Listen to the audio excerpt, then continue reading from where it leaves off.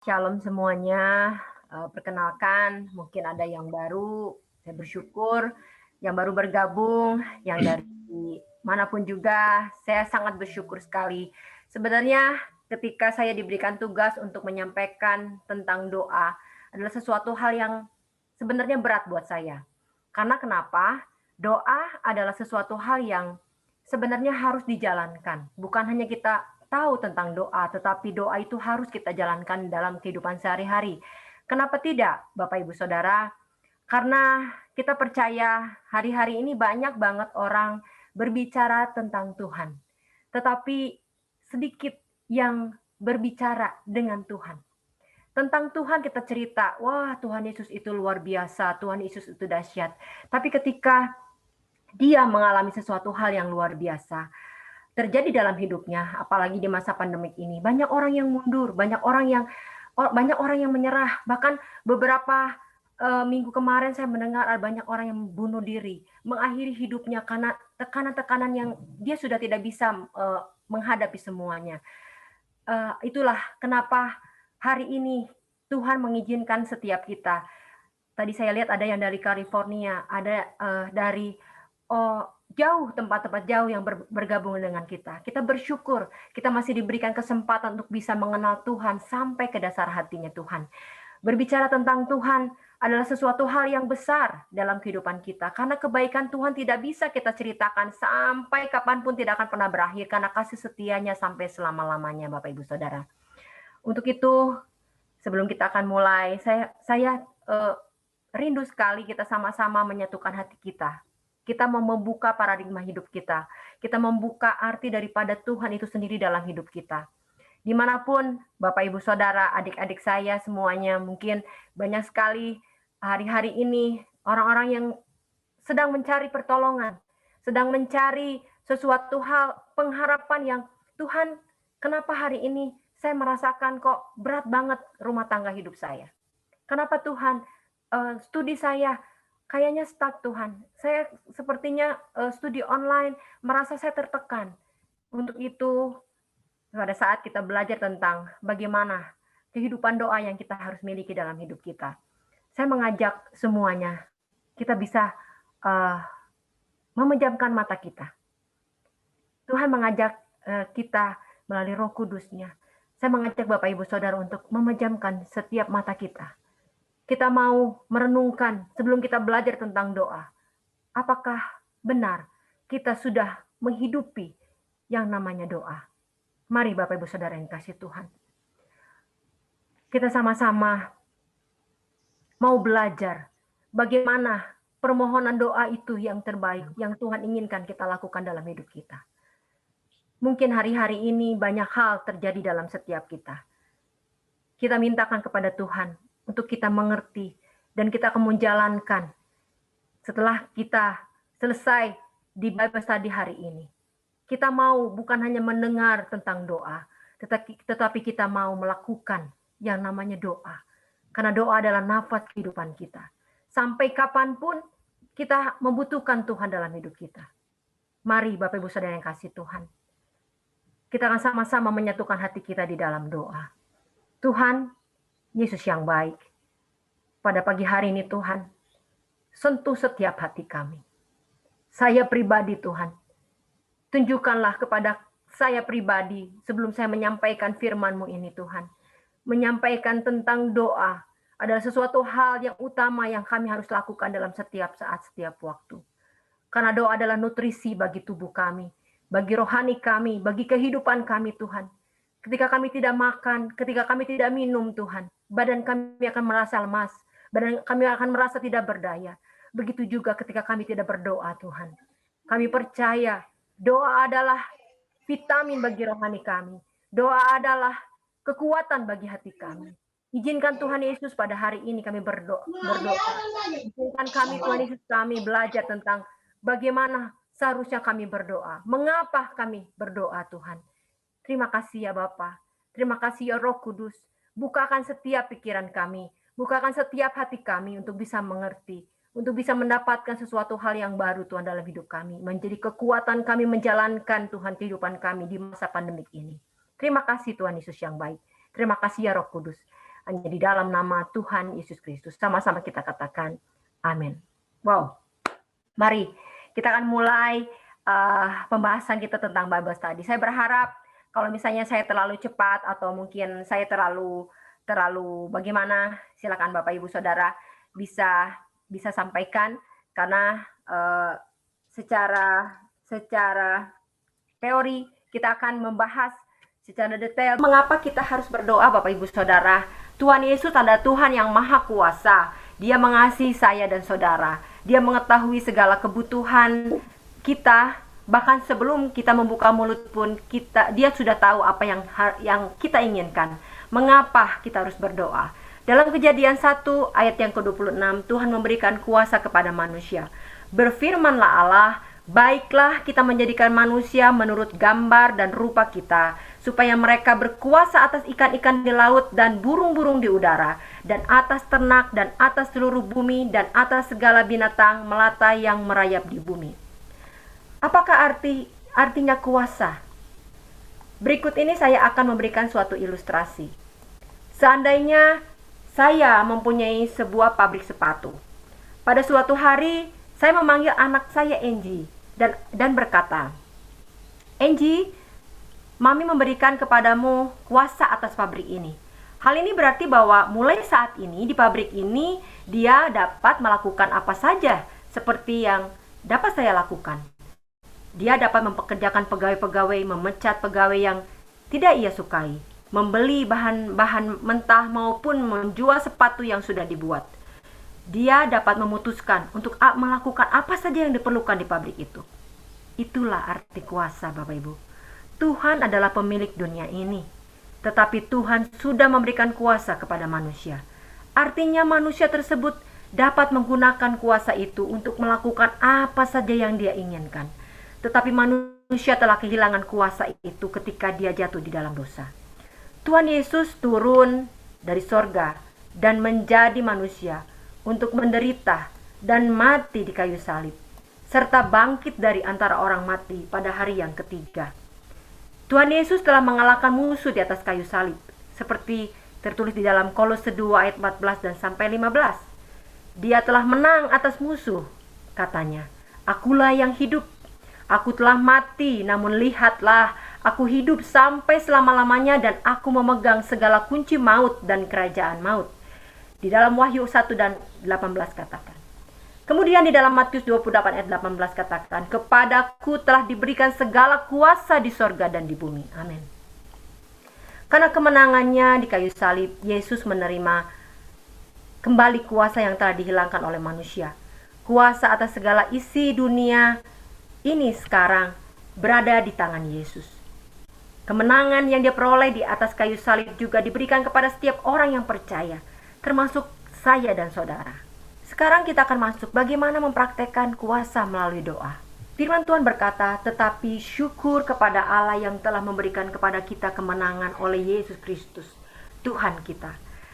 Seperti tadi saya katakan, kemenangan yang dia peroleh sebenarnya bukan untuk dirinya, tetapi diberikan kepada kita. Kapan kita menerima kemenangan itu? Pada saat kita menerima Yesus sebagai Tuhan kita. Kita juga menerima kemenangan yang Tuhan peroleh di kayu salib. Dengan kata lain, pada saat kita menjadi orang percaya atau seorang Kristen, pada saat itulah kita menerima kemenangan Tuhan Yesus. Kemenangan yang mengandung kuasa. Tetapi pada saat kita menerima kemenangan, kita juga menerima kuasa. Oleh sebab itu setiap orang percaya telah menerima kuasa atas dunia, karena Yesus hidup di dalam dirinya. Bagaimana kita mempraktekkan kuasa melalui doa, Bapak Ibu Saudara? Kita akan melihat di sini. Orang percaya, di sini yang dikatakan orang percaya memaksakan kehendak terjadi di dunia ini melalui doa. Wow, betapa kuatnya kuasa doa, Bapak Ibu Saudara. Apabila kita memiliki kehidupan doa, di sini dikatakan bahwa orang percaya bisa memaksakan kehendak Allah terjadi di dunia ini. Kita mau belajar bagaimana sih kita bisa mempraktekkan kuasa melalui doa-doa yang kita sampaikan. Melalui doa, setiap orang percaya memiliki dunianya sendiri, yaitu keluarga.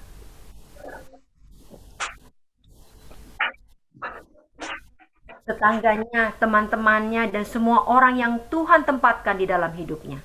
Setiap orang percaya harus mencari tahu kehendak Tuhan di dalam dunianya. Setelah mengetahui kehendaknya, orang percaya memaksakan kehendak Tuhan itu terjadi di dalam dunianya melalui doa. Oleh karena itu, doa berarti memaksakan kehendak Tuhan terjadi di dunia ini. Memaksakan kehendak itu apa sih sebenarnya? Mari kita lihat Keluaran 7 ayat yang ke-8 sampai ke-17, ayat yang ke-8 sampai ke-14. Lalu datanglah orang Amalek dari berperang melawan orang Israel di Rafidim. Musa berkata kepada Yosua, "Pilihlah orang-orang bagi kita, lalu keluarlah berperang melawan orang Amalek. Besok aku akan berdiri di puncak bukit itu dengan memegang tongkat Allah di tanganku." Lalu Yosua melakukan seperti yang dikatakan Musa kepadanya dan berperang melawan orang Amalek. Tetapi Musa, Harun, dan Hur telah naik ke puncak bukit. Dan terjadilah, apabila Musa mengangkat tangannya, lebih kuatlah Israel. Tetapi apabila ia menurunkan tangannya, lebih kuatlah Amalek. Maka penatlah tangan Musa. Sebab itu mereka mengambil sebuah batu diletakkan di bawahnya, supaya ia duduk di atasnya. Harun dan Hur menopang kedua belah tangannya, seorang di sisi yang satu, seorang di sisi yang lain, sehingga tangannya tidak bergerak sampai matahari terbenam. Demikianlah Yosua mengalahkan Amalek dan rakyatnya dengan mata pedang. Kemudian berfirmanlah Tuhan kepada Musa, "Tuliskanlah semuanya itu dalam sebuah kitab sebagai tanda peringatan, dan ingatlah ke telinga Yosua bahwa aku akan menghapuskan sama sekali ingatan kepada Amalek dari kolong langit." Artinya ketika kita berdoa, saat Musa berdoa, Israel menang atas musuh. Namun ketika Musa berhenti berdoa, bangsanya mengalami kekalahan. Musa dengan ditopang oleh Harun dan Hur berdoa sampai matahari terbenam. Doa inilah yang menyebabkan kekalahan musuh. Doa inilah yang menyebabkan Musa mendapatkan kemenangan. Kehendak Allah dalam ayat ke-14 hanya dapat digenapi melalui doa-doa yang dipanjatkan Musa. Mengapa? Karena Allah memberikan kuasa kepada Musa, dan Musa mempunyai kuasa untuk memaksakan kehendak Allah melalui doa. Kita melihat di sini teladan Musa. Ketika Yosua dan tentara Israel sedang berperang melawan orang Amalek, Musa berada di puncak bukit sambil memegang tongkat dari Tuhan dengan tangannya, di ayat yang ke-9 dan ke-10 tadi katakan. Ketika Musa mengangkat tangannya, Israel menang terhadap musuhnya, orang Amalek. Tetapi ketika Musa menurunkan tangannya, maka musuhnya yang mengalami kemenangan. Apakah yang dilakukan Musa ketika dia mengangkat tangannya sambil memegang tongkat Allah? Musa berdoa, Bapak Ibu Saudara. Sekali lagi saya sampaikan, doa itu sangat berkuasa. Jadi ketika Musa berdoa, Israel menang atas musuhnya. Tetapi ketika Musa berhenti berdoa, musuhnya yang menang. Jadi ada hubungan antara doa dan kemenangan di dalam peperangan. Harun dan Hur menemani Musa melihat adanya hubungan antara doa dan kemenangan di peperangan. Lalu mereka mengambil sebuah batu dan meminta Musa untuk duduk di atasnya. Setelah itu Harun menopang sisi yang satu dari tangan Musa dan Hur menopang sisi yang lainnya. Dengan kata lain, mereka berdoa bersama-sama. Mereka mengadakan persekutuan doa. Apakah hasil dari doa-doa tersebut? Demikianlah Yosua mengalahkan Amalek dan rakyatnya dengan mata pedang. Kemenangan tersebut merupakan hasil daripada doa. Adalah kehendak Tuhan untuk menghapus sama sekali ingatan kepada Amalek dari kolong langit, seperti di ayat yang ke-14. Tuhan Maha Kuasa. Dia dapat menghapuskan Amalek dengan mengirimkan tulah terhadap mereka, atau dengan cara yang lain. Tetapi mengapa Tuhan memakai Musa? Karena Tuhan telah memberikan kuasa kepadanya. Tongkat Allah dan yang berada di tangan Musa merupakan lambang kekuasaan Allah. Lalu bagaimana Musa dapat memenuhi kehendak Allah tersebut? Melalui doa, Bapak Ibu Saudara. Ketika Musa berdoa, musuh dikalahkan. Maka doa adalah memaksakan kehendak untuk terjadi. Dahsyat luar biasa. Kemudian kita akan melihat juga dari tokoh yang di Alkitab, yaitu tentang teladan Daniel. Daniel dibawa ke Babel bersama dengan tawanan Israel lainnya, lalu dibesarkan di sana. Pada suatu hari, dia membaca kitab Yeremia dan menemukan bahwa penawanan mereka akan berakhir setelah masa 70 tahun. Setelah itu mereka akan kembali bersama Tuhan ke Yerusalem di Yeremia 29 ayat 4 sampai ke 10. Pada waktu masa 70 tahun penawaran hampir selesai, apa yang Daniel lakukan, Bapak Ibu? Apakah Daniel hanya menunggu sampai kehendak Allah itu terjadi? Tidak. Daniel berdoa dan berpuasa. Mengapa Daniel berdoa dan berpuasa? Karena dia tahu bahwa doa adalah memaksakan kehendak Allah untuk terjadi. Karena harus menunggu 70 tahun, bayangkan Bapak Ibu Saudara, sangat lama. Makanya Daniel memutuskan, Daniel berdoa untuk memaksakan kehendak Allah agar bangsa Israel dibebaskan dan kembali ke Yerusalem. Doa Daniel dapat ditemukan dalam Daniel 9 ayat 4 sampai dengan 19. Demikian firman Tuhan. Ya Tuhan, dengarlah. Ya Tuhan, ampunilah. Ya Tuhan, perhatikanlah dan bertindaklah dengan tidak tertangguh, oleh karena Engkau sendiri Allahku, sebab kotamu dan umatmu disebut dengan namamu. Dan dia berdoa kepada Tuhan. Dan dia adalah orang yang sangat tekun. Dia memohon kepada Tuhan untuk bertindak dan tidak menunda rencananya tersebut. Mengapa Daniel dapat begitu tekun berdoa? Karena dia tahu kehendak Allah. Memohon kepada Allah untuk menggenapi kehendaknya, menunjukkan adanya iman di dalam firman Allah, dan iman itu menyenangkan hati Tuhan. Tuhan sendiri berkata kepada kita bahwa kita dapat memerintah Dia mengenai yang dibuat tanganku. Seperti Yesaya 45 ayat yang ke-11. Karena itu kita dapat memerintah Tuhan untuk menggenapi firman-Nya. Demikianlah kunci untuk mendapatkan jawaban doa adalah berdoa sesuai dengan kehendak Allah. Seperti di Yohanes 5 ayat 14 sampai ke 15. Apakah kehendak Allah itu? Kehendak Allah adalah agar semua manusia diselamatkan. Dengan demikian kita dapat berdoa dengan penuh kepercayaan diri dan keberanian untuk keselamatan. Setiap orang, karena itulah kehendak Allah itu sendiri. Saya telah berdoa untuk ayah saya selama 7 tahun dan untuk ibu saya selama 10 tahun, lama sampai mereka diselamatkan. Kita tahu bahwa keberanian dan otoritas dalam doa muncul dalam pengetahuan akan kehendak Allah. Allah sendiri berkata kepada kita untuk memberikan perintah, berdoa menurut kehendak Allah, berdoa sesuai dengan apa yang Tuhan inginkan kita lakukan. Bagaimana doa dari posisi yang berkemenangan? Posisi kita di dalam Kristus, seperti Efesus 2 ayat 4 sampai ke 6. Yang pertama adalah kita dihidupkan bersama dengan Kristus. Kita dibangkitkan untuk suatu kehidupan yang baru bersama-sama dengan Kristus. Dan yang ketiga adalah kita didudukan bersama dengan Dia di surga. Seperti Efesus 2 ayat 4 sampai yang ke-6. Dengan demikian kita akan duduk bersama-sama dengan Tuhan di surga untuk berkuasa, memerintah, karena kita sudah menang di dalam Kristus. Sehingga jika kita berdoa dari posisi yang berkemenangan. Musuh berada di bawah kita karena mereka telah dikalahkan. Orang percaya berdoa dari posisi kemenangan untuk memaksakan kehendak Allah terjadi. Orang percaya bertanggung jawab atas dunianya sendiri karena Tuhan sudah memberikan kuasa kepadanya. Dia menggunakan kuasa tersebut dengan berdoa. Ketika orang percaya berdoa, dia memaksakan kehendak Allah terjadi di bumi ini.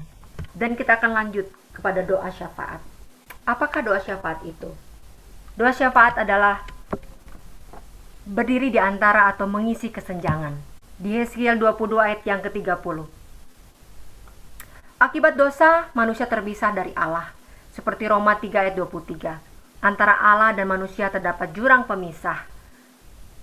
Dengan berdoa syafaat, kita berdiri di antara Allah dan manusia melalui doa. Berdoa syafaat adalah berdiri di antara celah atau gap antara Allah dan manusia. Di dalam Alkitab dikatakan bahwa semua orang telah berdosa dan telah kehilangan kemuliaan Allah. Seperti Roma 3 ayat 23. Karena dosa manusia terpisah dari Allah, karena ada batas pemisah antara keduanya. Adalah kehendak Allah untuk menyelamatkan semua manusia. Seperti di 1 Timotius 2 ayat 3 dan 4. Bagaimana caranya? Yaitu melalui doa syafaat. Pendoa syafaat yang terbesar adalah Tuhan Yesus. Tuhan Yesus telah menjadi perantara bagi kita dengan menderita dan mati di kayu salib. Di atas kayu salib, Dia memberikan kemenangan kepada kita. Kita membawa kemenangan yang dikaruniakan oleh Yesus Kristus kepada kita di atas kayu salib. Itu melalui doa syafaat.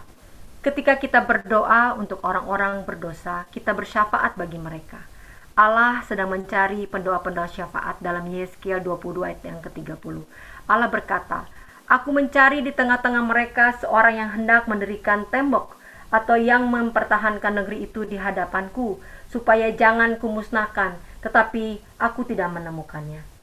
Tujuan Allah mencari pendoa-pendoa syafaat adalah agar ia tidak memusnahkan. Sebab kehendak Allah adalah untuk menyelamatkan semua orang. Bagaimana caranya? Yaitu dengan berdoa syafaat. Bagaimana kita berdoa syafaat, Bapak Ibu Saudara? Untuk belajar berdoa syafaat, kita perlu belajar dari hamba Tuhan yang menjadi perantara. Kita melihat bagaimana Musa menjadi perantara dalam Keluaran 32 ayat 11-13. Kita perlu mengetahui terlebih dahulu latar belakang dari cerita itu. Pada mulanya umat Israel adalah budak di Mesir. Namun Allah membebaskan mereka melalui tanda dan mujizat di tanah Mesir. Umat Israel juga mengalami campur tangan Allah ketika mereka menyeberangi Laut Merah, dan juga ketika umat Israel melalui padang pasir. Allah menyediakan mereka tiang awan di siang hari dan tiang api di malam hari, seperti Keluaran 13 ayat yang ke-21. Tiang awan melindungi mereka dari panas di padang gurun pada siang hari, sementara tiang api menerangi dan menghangatkan mereka. Pada waktu malam, mereka dihangatkan oleh tiang api. Ketika umat Israel haus, Allah memberi mereka air dari batu karang. Ketika mereka lapar, Allah memberi mereka mana setiap pagi. Dengan demikian, maka umat Israel mengetahui Allah. Mereka mengetahui Allah karena mereka mempunyai pengalaman dengan Allah. Ketika dosa penyembahan terjadi, seperti di Keluaran 32 ayat 1 katakan, umat Israel meminta Harun untuk membuat mereka Allah yang akan berjalan di depan mereka. Mereka ingin Allah yang dapat mereka lihat dan sentuh adalah Allah yang mereka buat demi kesenangan mereka sendiri. Mereka berbalik dari satu-satunya Allah yang benar dan menyembah berhala. Apakah berhala itu? Berhala adalah sesuatu atau seseorang yang menyebabkan kita berbalik dari satu-satunya Allah yang benar. Adakah sesuatu di dalam hidupmu yang tidak dapat engkau serahkan kepada Yesus? Maka benda atau orang yang tidak dapat engkau serahkan kepada Yesus, ini akan menjadi berhalamu.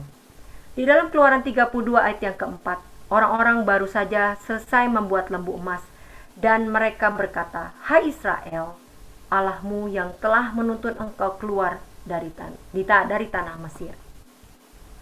Hal ini merupakan suatu kebodohan, Bapak Ibu Saudara. Penyembahan berhala membuat seseorang menjadi bodoh.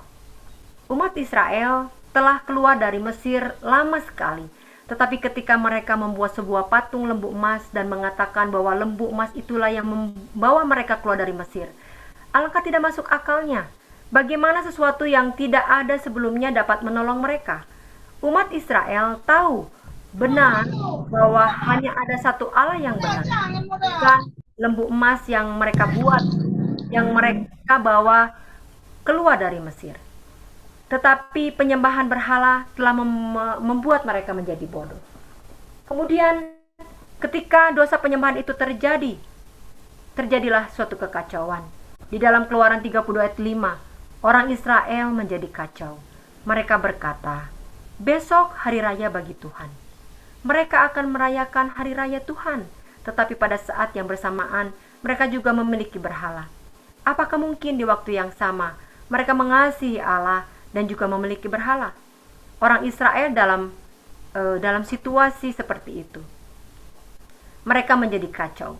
Penyembahan berhala membuat mereka menjadi kacau. Rusak lakunya dan tegar tengkuk. Allah melihat orang-orang yang menyembah berhala sebagai suatu bangsa yang rusak lakunya. Allah membenci penyembahan berhala. Dalam ayat yang ke-9 dikatakan, Allah melukiskan orang-orang yang menyembah berhala itu sebagai bangsa yang tegar tengkuk, atau bangsa yang sombong dan keras kepala. Oleh karena itulah Allah berkata, "Maka sekarang biarkanlah aku, supaya murkaku bangkit terhadap mereka, dan aku akan membinasakan mereka. Allah sangat marah dan ingin membunuh semua orang yang menyembah berhala, tetapi tidak dapat melakukannya jika ada yang menjadi pendoa syafaat.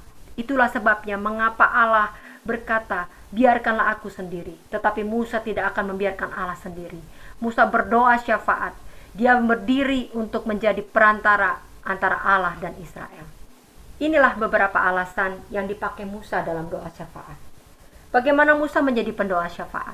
Di dalam ayat yang ke-11, Musa menekankan bahwa umat Israel adalah umatmu yang telah kau bawa keluar dari tanah Mesir dengan kekuatan yang besar dan dengan tangan yang kuat. Dengan kata lain, Musa berkata bahwa umat Israel adalah umat Allah. Kehormatan dan nama Allah dipertaruhkan supaya tujuan akhir dari umat Allah, yaitu umat Israel, dapat tercapai. Oleh karena itu, Musa berkata, mengapakah orang Israel akan berkata, Dia membawa mereka keluar dengan maksud menimpakan malapetaka kepada mereka dan membunuh mereka di gunung dan membinasakannya dari muka bumi? Berbaliklah dari mukamu dan yang menyala-nyala itu dan menyesallah karena malapetaka yang hendak kau datangkan kepada umatmu. Dengan kata lain, Musa memperhatikan nama dan kehormatan Allah. Jika Allah membinasakan umatnya, maka nama dan kehormatannya akan dipermalukan. Alasan lain yang digunakan Musa dalam doa syafaatnya dapat ditemukan dalam ayat yang ke-13. Ingatlah kepada Abraham, Ishak dan Israel, hamba-hambamu itu, sebab kepada mereka engkau telah bersumpah demi dirimu sendiri dengan berfirman kepada mereka, Aku akan membuat keturunanmu sebanyak binatang di langit dan seluruh negeri yang telah kujanjikan ini akan kuberikan kepada keturunanmu, supaya dimilikinya untuk selama-lamanya. Musa mengasihi firman Allah. Apabila Allah membinasakan umat Israel, maka perjanjiannya kepada Abraham, Ishak, dan Israel, serta keturunan Abraham dan Ishak akan mewarisi Kanaan tidak akan pernah terjadi, Bapak Ibu Saudara. Tetapi Musa menginginkan firman itu digenapi. Dia mengasihi firman Allah. Apakah Allah mendengar doa syafaat Musa? Ya, dalam ayat ke-14 dikatakan, dan menyesallah Tuhan karena malapetaka dan yang dirancangkannya atas umatnya sesungguhnya adalah doa syafaat yang menyelamatkan. Selanjutnya akan melihat teladan daripada Yosua. Contoh lain dari doa syafaat dapat ditemukan dalam Yosua 7. Pada saat itu umat Israel baru saja masuk. Musa telah mati dan Yosua lah yang menggantikannya.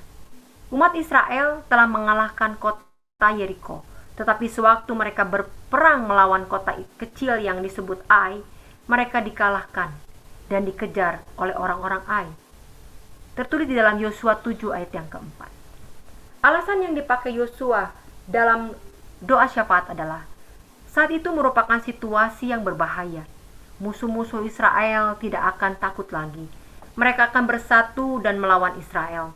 Maka Yosua dan para tua-tua sujud dengan mukanya sampai ke tanah di depan tabut Allah sehingga petang. Yosua bersyafaat, apabila hal ini terdengar oleh orang Kanaan dan seluruh penduduk negeri ini, maka mereka akan mengepung kami, melenyapkan nama kami dari muka bumi ini. Dan apakah yang akan kau lakukan untuk memulihkan namamu yang besar itu? Yosua mengasihi nama dan kehormatan Allah seperti Musa. Apabila orang Israel dikalahkan dan diusir dari tanah perjanjian, maka kehormatan Allah akan dipermalukan. Mengapa? Karena Allah diidentitaskan dengan umatnya dan dia berjanji untuk berperang bagi mereka dan memberikan Kanaan kepada mereka. Janji Allah adalah benar. Tetapi apabila umat Israel dikalahkan, maka firman Allah tidak akan tergenapi. Yosua mengasihi firman Allah dan ia ingin firman Allah tergenapi. Dosa mengakibatkan kekalahan, Bapak Ibu Saudara. Allah mendengar doa syafaat Yosua. Maka Allah memberitahukan Yosua untuk membuang penghalang agar Israel dapat mencapai kemenangan. Penghalang itu adalah dosa. Ada dosa di kemah umat Israel. Allah berkata, orang Israel telah berbuat dosa. Sebenarnya hanya satu orang, yaitu Akan, yang berbuat dosa. Tetapi Allah berkata bahwa ada dosa di seluruh umat Israel. Hal ini benar, karena dosa satu orang akan mempengaruhi yang lainnya. Sama halnya dengan satu mangga yang busuk yang akan mempengaruhi seluruh isi keranjang. Oleh karena itulah, maka dosa harus dibuang sampai ke akar-akarnya. Allah juga berkata, sebab itu orang Israel tidak dapat bertahan menghadapi musuhnya. Dosa mengakibatkan hadirat Allah menjauh dari orang yang berbuat dosa. Orang berdosa harus segera bertobat agar hadirat Allah menaunginya kembali. Setelah dosa dikeluarkan dari kemah, orang Israel menang atas musuh-musuhnya. Allah mendengar doa syafaat Yosua. Wow, luar biasa Bapak Ibu Saudara. Di sini ada 4 jenis pengurapan untuk berdoa syafaat. Ada 4 jenis pengurapan untuk berdoa syafaat, yaitu yang pertama, menanggung beban dari Allah. Di dalam Lukas 19 ayat yang ke-41. Dan ketika Yesus telah dekat dan melihat kota itu, ia menangisinya. Tuhan Yesus menangisi kota Yerusalem karena dia mengasihi kota itu. Dia ingin kota itu bertobat. Beban yang ada di hatinya adalah keselamatan bagi orang-orang di kota itu. Maka dia menangisi Yerusalem. Allah mungkin akan memberikan engkau beban untuk suatu tempat atau untuk sekelompok orang. Karena beban inilah engkau akan menemukan dirimu berdoa untuknya dan menangisinya. Suatu hari saya temukan saya menangisi suatu daerah Bapak Ibu Saudara yang banyak sekali seperti di Bandung ini. Saya berdoa setiap hari, setiap saat di dalam mesbah doa saya, di dalam mesbah doa bersama-sama dengan saudara-saudara saya di Manado doa untuk suku-suku di Jawa Barat. Saya berdoa menangis dan dengan urapan Roh Kudus setiap hari, setiap saat saya berdoa kepada Tuhan untuk melawat setiap umat Tuhan yang belum mengenal Tuhan. Saya mengingat Tuhan menempatkan saya di Jawa Barat, artinya Tuhan inginkan saya melakukan sesuatu bersama-sama dengan komunitas di gereja, komunitas dengan teman-teman saya di Komsel untuk berdoa syafaat untuk orang-orang yang belum mengenal Tuhan. Yang kedua, jenis pengurapan ketika kita berdoa syafaat adalah mengenali kebutuhan orang lain. Bersukacitalah dengan orang yang bersukacita dan menangislah dengan orang yang menangis. Jenis urapan doa syafaat yang lain adalah kita bersukacita dengan orang yang bersukacita dan menangis dengan orang yang menangis. Suatu hari seorang mendatangi saya untuk konseling. Karena saya sangat sibuk waktu itu, saya meminta dia untuk menunggu di ruangan saya. Dan ketika saya bertemu dengan teman saya ini, dia menceritakan banyak hal tentang kehidupannya. Dan walaupun teman saya ini bukan dari seorang anak Tuhan, tetapi ketika dia bercerita, dia menangis dan saya ajak berdoa. Saya berkata, saya akan mendoakan kamu tapi dengan cara saya sebagai seorang Kristen. Dan waktu itu saya berdoa untuk dia. Dan Tuhan memberikan urapan yang luar biasa. Tuhan menunjukkan beberapa hal yang luar biasa melalui doa yang saya sampaikan. Karena kenapa? Karena ada hal-hal yang membuat empati yang keluar dari hati saya untuk orang tersebut. Dan Tuhan menunjukkan hal-hal yang luar biasa. Dan orang tersebut mendapatkan sesuatu hal di mana dia bisa terlepas dari beberapa beban doa yang selama ini dia alami. Banyak hal yang dia alami, yang dia ceritakan. Dan ketika kita berdoa bersama, Tuhan menunjukkan hal yang luar biasa. Dia mendapatkan kelepasan. Dan dia boleh mengenal Tuhan Yesus di dalam kehidupannya melalui apa yang kita lakukan. Yang ketiga adalah sakit bersalin. Seperti di Yesaya 66 ayat yang ke-8. Siapakah yang telah mendengar hal yang seperti itu? Siapakah yang telah melihat hal yang demikian? Masakan suatu negeri diperanakan dalam 1 hari, atau suatu bangsa dilahirkan dalam satu kali. Namun baru saja menggeliat sakit. Sion sudah melahirkan anak-anaknya. Sakit bersalin artinya mengalami sakit saat melahirkan. Seperti seorang wanita yang melahirkan anaknya. Firman Allah di atas berkata bahwa baru saja Sion atau umat Allah atau gereja menggeliat sakit. Dia sudah melahirkan anak-anaknya. Banyak anak yang lahir ketika gereja mengalami sakit bersalin. Bagaimana kita dapat mengalaminya, Bapak Ibu Saudara? Suatu pagi saya sedang membaca firman Allah dan saya merasa beban yang berat di dalam hati saya. Allah menyuruh saya untuk berdoa karena saya tidak tahu apa yang harus saya doakan. Saya berdoa, saya meraung, menangis. Saya berdoa dalam kehanyutan bersama dengan Tuhan hampir 1 jam penuh. Setelah itu saya merasa beban ini terlepas. Ketiga macam urapan tersebut di atas selalu disertai dengan air mata. Kita akan melihat di sini peran daripada air mata. Di dalam Mazmur 56 ayat ke-9, Daud berkata, "Sengsaraku engkaulah yang menghitung-hitung, air mataku kau taruh di dalam kirbatmu. Bukankah semuanya itu telah kau daftarkan?" Allah menaruh air mata kita di dalam kirbatnya. Artinya bahwa Allah memungut air mata kita dan menaruhnya di dalam sebuah botol khusus yang ada di surga.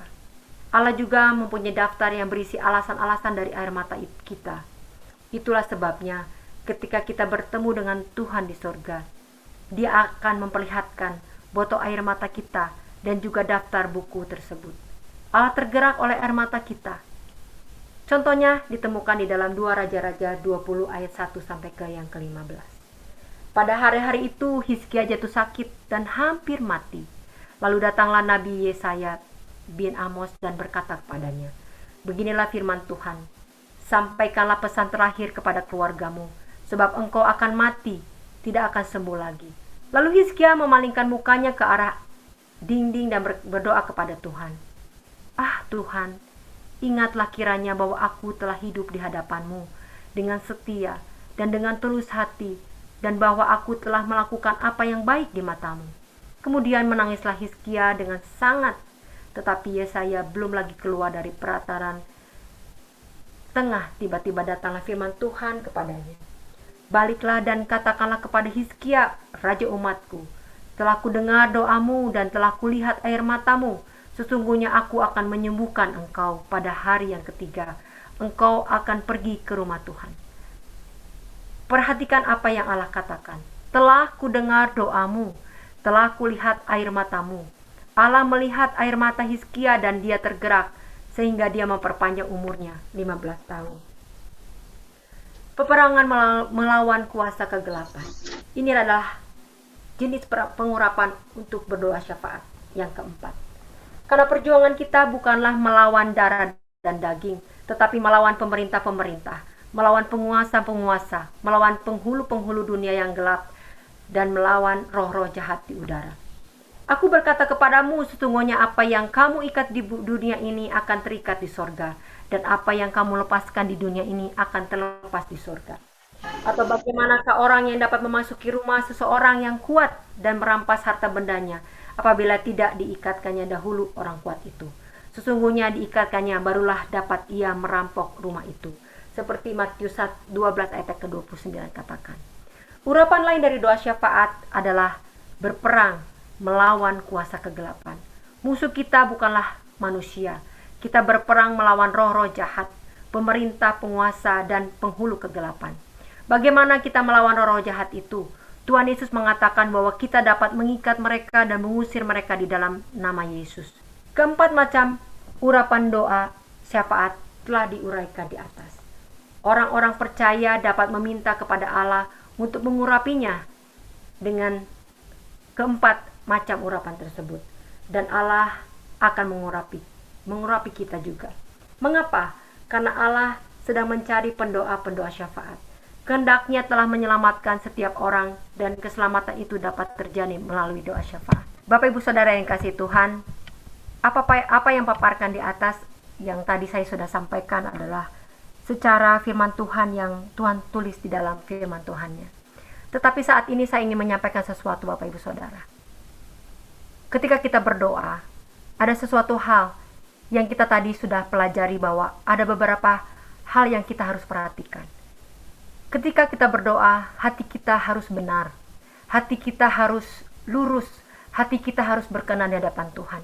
Ketika ada dosa di dalam kehidupan kita, seperti kita katakan di zaman Musa ada doa penyembahan kepada berhala. Demikian juga di dalam kehidupan kita. Ketika ada dosa yang terjadi dalam hidup kita, dosa itu akan menghalangi setiap doa-doa yang akan kita sampaikan kepada Tuhan. Doa-doa yang kita panjatkan kepada Tuhan itu tidak akan pernah bisa dijawab Tuhan dengan luar biasa. Ketika hidup kita belum benar, ketika hidup kita masih di dalam kehidupan dosa, ada hal-hal yang menghalangi Tuhan akan menjawab setiap doa yang kita sampaikan. Izinkan saya bersaksi beberapa hal, Bapak Ibu Saudara. Di dalam kehidupan saya melayani di dalam doa, ada beberapa hal yang saya alami. Ketika saya berdoa untuk engkim saya, adik daripada mami, ketika dia terkena kanker payudara, tiba-tiba Tuhan ingatkan ini, dan saya harus sampaikan ini. Engkim saya mengalami sakit di payudaranya, ada kanker yang dia harus alami. Ketika kami berdoa pada saat itu, tiba-tiba Tuhan seperti menunjukkan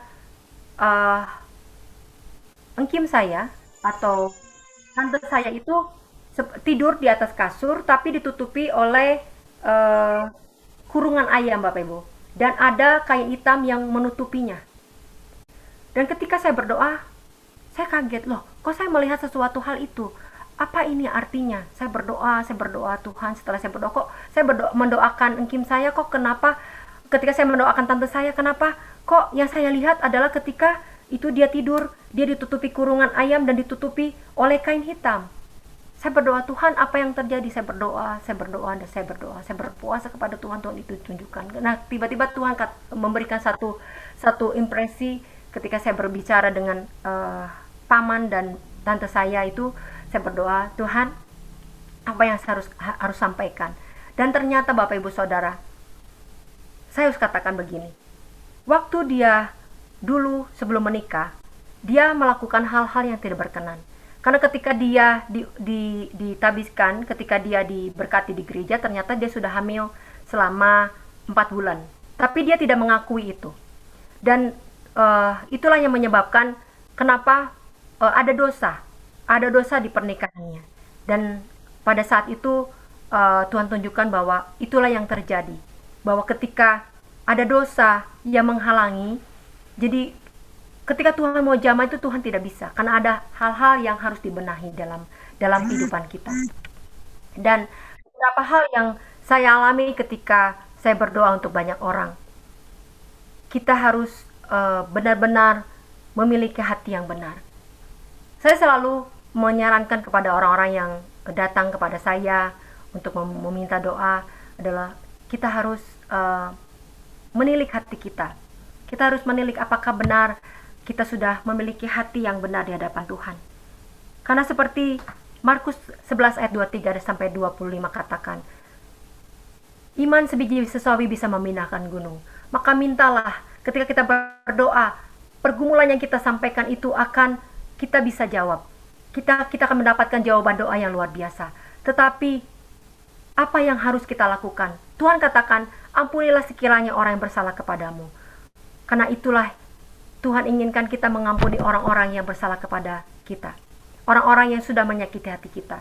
Supaya hati kita bersih. Artinya apa, Bapak Ibu Saudara? Artinya ketika kita berdoa, hati kita mesti bersih. Pikiran kita mesti bersih. Supaya doa yang kita sampaikan kepada Tuhan, Tuhan akan jawab dengan sempurna. Saya diingatkan Tuhan dengan beberapa hal saat ini. Kita akan masuk, saya mendapatkan kita masuk di dalam pembahasan yang selanjutnya. Kita sudah belajar tentang doa dan bagaimana doa kita bisa Tuhan jawab. Bagaimana permohonan doa yang seharusnya kita nyatakan. Selain kita mesti harus mempunyai hati yang bersih, Bapak Ibu Saudara. Permohonan doa. Salah satu unsur di dalam doa adalah permohonan. Kita bisa meminta sesuatu kepada Bapa Surgawi karena kita percaya Dia adalah sumber berkat, bahkan sumber kehidupan bagi kita. Tetapi seringkali permintaan yang kita sampaikan acap kali egois. Kita minta rumah yang lebih besar, mobil yang lebih besar. Kita meminta kepada Tuhan karya yang lebih cemerlang. Karenanya, saudara, kita perlu belajar bagaimana permohonan doa yang berkenan kepada Allah. Permohonan doa yang bermutu, permohonan doa yang istimewa, dan itu kita bisa lakukan kalau kita belajar dari doa yang pernah diucapkan oleh tokoh-tokoh Alkitab. Kita bisa belajar dari doa yang diucapkan oleh Daud misalnya, oleh Rasul Paulus, bahkan Yesus sendiri. Tetapi pagi ini saya ingin mengajak kita melihat doa yang dipanjatkan oleh Musa. Musa adalah pemimpin Israel yang luar biasa. Seperti kita tadi sudah belajar teladan tentang Musa. Saya juga akan menyampaikan sesuatu hal yang Tuhan taruh dalam hidup saya untuk kita dengar pada pagi hari ini. Musa adalah pemimpin Israel yang luar biasa. Dia membawa orang Israel keluar dari Mesir sampai pada tanah perjanjian Kanaan. Dan tentunya doanya juga sangat luar biasa. Hal yang pertama yang saya lihat di sini adalah Musa meminta supaya dia dikenyangkan. Sebelumnya kita akan membaca Mazmur 90 ayat 14 sampai dengan ke-15. Kenyangkanlah kami di waktu pagi dengan kasih setiamu, supaya kami bersorak-sorai dan bersukacita semasa hari-hari kami. Buatlah kami bersukacita seimbang dengan hari-hari Engkau menindas kami, seimbang dengan tahun-tahun kami mengalami celaka. Biarlah kelihatan kepada hamba-hambamu ini perbuatanmu dan semarakmu kepada anak-anak mereka. Kiranya kemurahan Tuhan Allah kami atas kami, dan teguhkanlah perbuatan tangan kami. Ya, perbuatan tangan kami, teguhkanlah itu. Hal yang pertama yang saya lihat di sini dari teladan Musa ketika dia memohonkan doanya adalah yang pertama, Musa meminta supaya dia dikenyangkan dengan kasih setia Tuhan yang dicatat dalam ayat yang ke-14.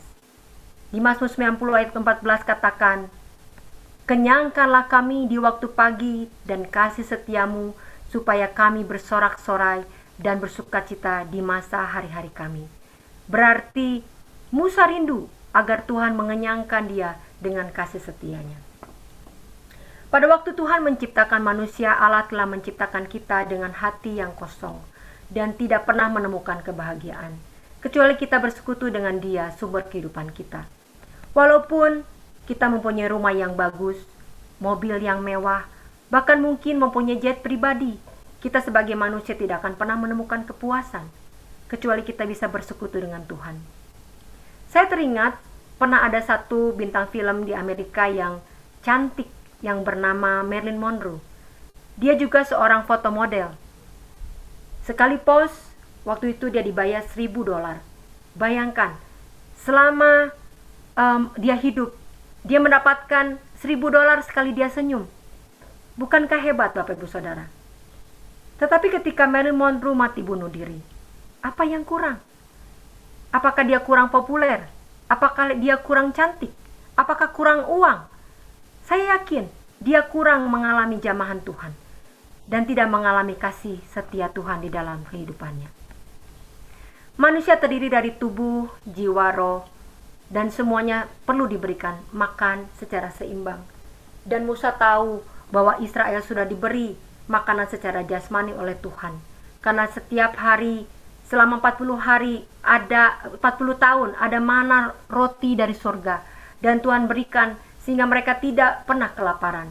Tetapi saudara, jika dia sadar bahwa kebutuhan jiwa dan rohani itu hanya bisa kasih setia Tuhan, kemurahan hati Tuhan, hadirat Tuhan, itulah yang membawa kebahagiaan dalam hidup kita. Alkitab berkata, kenyangkanlah kami di waktu pagi dan dengan kasih setiamu. Nah, kita melihat di sini, kenapa harus pagi? Karena pagi adalah awal hari, Bapak Ibu. Kalau kita bangun sebuah bangunan yang tinggi pondasinya, itu akan sangat penting. Jadi pagi ibarat pondasi. Ketika kita akan memulai seluruh aktivitas sepanjang hari ini, dan kita harus memulainya dengan mencari wajah Tuhan. Berdoa, bersaat teduh, baik di gereja maupun di rumah, dimanapun kita berada. Itu artinya kita mengutamakan Tuhan. Alkitab berkata di dalam Matius 6 ayat yang ke-33, tetapi carilah dahulu kerajaan Allah dan kebenarannya, maka semuanya itu akan ditambahkan kepadamu.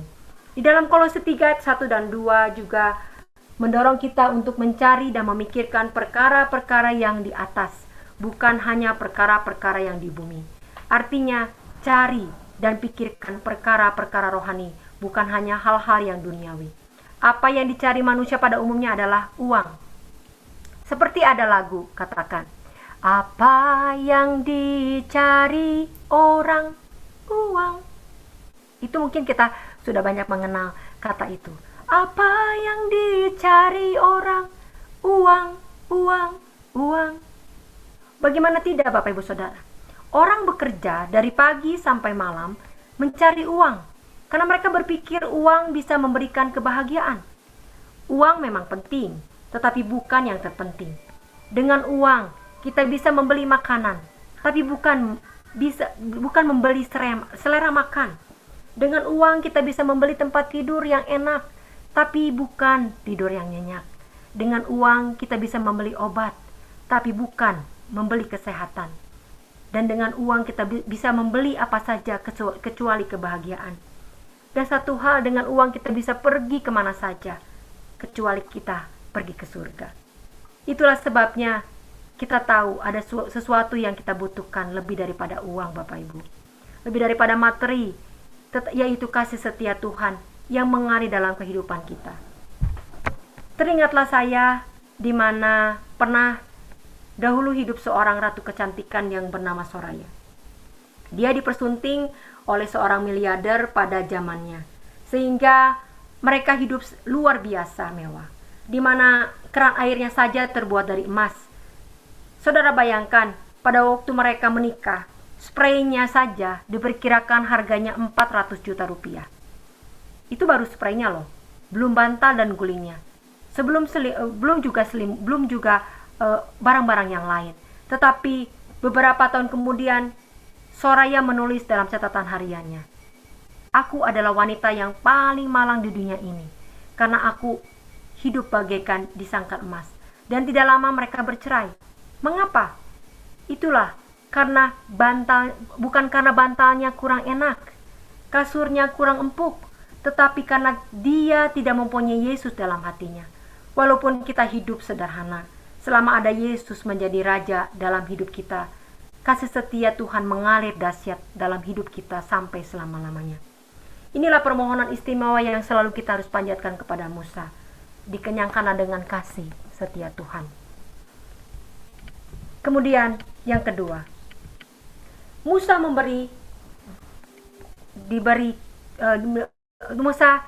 meminta diberi keseimbangan hidup.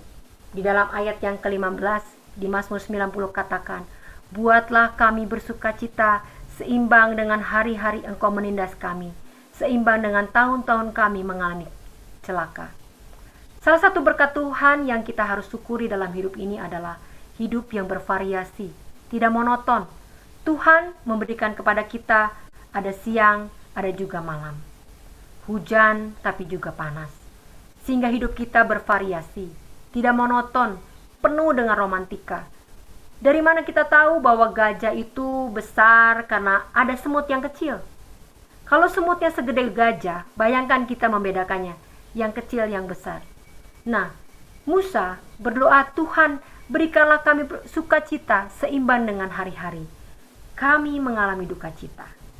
Dia minta sukacita karena dia tahu betapa beratnya duka cita dan penderitaan yang dialami, dan dia ingin mendapatkan kelepasan daripada Tuhan dari situasi itu. Saudara, seimbang adalah hidup yang membuat kita memiliki iman yang teguh. Kalau kita selalu untung dalam hidup ini, kita akan kurang bersyukur. Tapi kalau suatu kali kita pernah rugi dalam usaha, kita harus lebih berhati-hati. Kita harus lebih mawas diri dan kita lebih mengandalkan Tuhan. Tidak hanya pengalaman kita saja, kalau begitu kita mendapatkan keuntungan. Berkat Tuhan yang kita miliki, kita harus bersyukur kepada Dia. Seperti Ayub, ketika dia mengalami musibah yang berat, istrinya mengomel kepada Ayub Seperti di Ayub 2 ayat yang ke-10, dia berkata, tetapi jawab Ayub kepadanya, engkau berbicara seperti perempuan gila. Apakah kita mau menerima yang baik dari Allah tetapi tidak mau menerima yang buruk? Dalam kesemuanya itu Ayub tidak berbuat dosa dengan bibirnya dan tidak menuduh Allah melakukan yang tidak patut. Kita harus belajar bukan hanya ingin bersenang-senang saja, enak-enak saja. Kita juga sering harus memikul salib, menderita karena kebenaran. Teguh di tengah kesulitan seperti yang kita alami saat ini di masa pandemi. Karena itu adalah proses pembentukan karakter dalam hidup kita. Seperti sebuah tenunan atau sulaman, saya menggambarkan sulaman gambar pemandangan. Itu akan baru bagus kalau ada benang warna-warni. Tidak hanya benang merah saja atau benang kuning saja yang menyala, tapi perlu benang berwarna kelabu, benang berwarna coklat tua, bahkan mungkin benang berwarna hitam. Demikian juga hidup kita. Kalau Tuhan sedang merajut jalan hidup berwarna hitam dalam hidup kita, janganlah kita mengomel. Karena Sang Perajut Agung belum selesai mengerjakan kita. Kalau sudah selesai, betapa indahnya sulaman atau tenunan itu dalam kehidupan kita. Dan itulah yang dijanjikan firman Tuhan di dalam Roma 8 ayat yang ke-28. Kita tahu sekarang bahwa Allah turut bekerja dalam segala sesuatu untuk mendatangkan kebaikan bagi mereka yang mengasihi Dia, yaitu bagi mereka yang dipanggil sesuai dengan rencana Allah. Jangan kita melihat dari sudut kacamata yang pendek, Bapak Ibu Saudara, tetapi apa yang Tuhan sedang kerjakan di masa depan, ada kebaikan yang Dia kerjakan, yaitu supaya karakter kita makin mirip dengan Kristus. Seperti ayat yang di dalam Roma ayat yang ke-28, Roma 8 ayat yang ke-29. Jadi apa respon kita ketika sukacita dan duka cita datang bergantian? Mengucap syukur di dalam segala keadaan, karena Tuhan tahu yang terbaik dalam hidup kita. Tidak pernah sesuatu terjadi kalau bukan untuk kebaikan kita.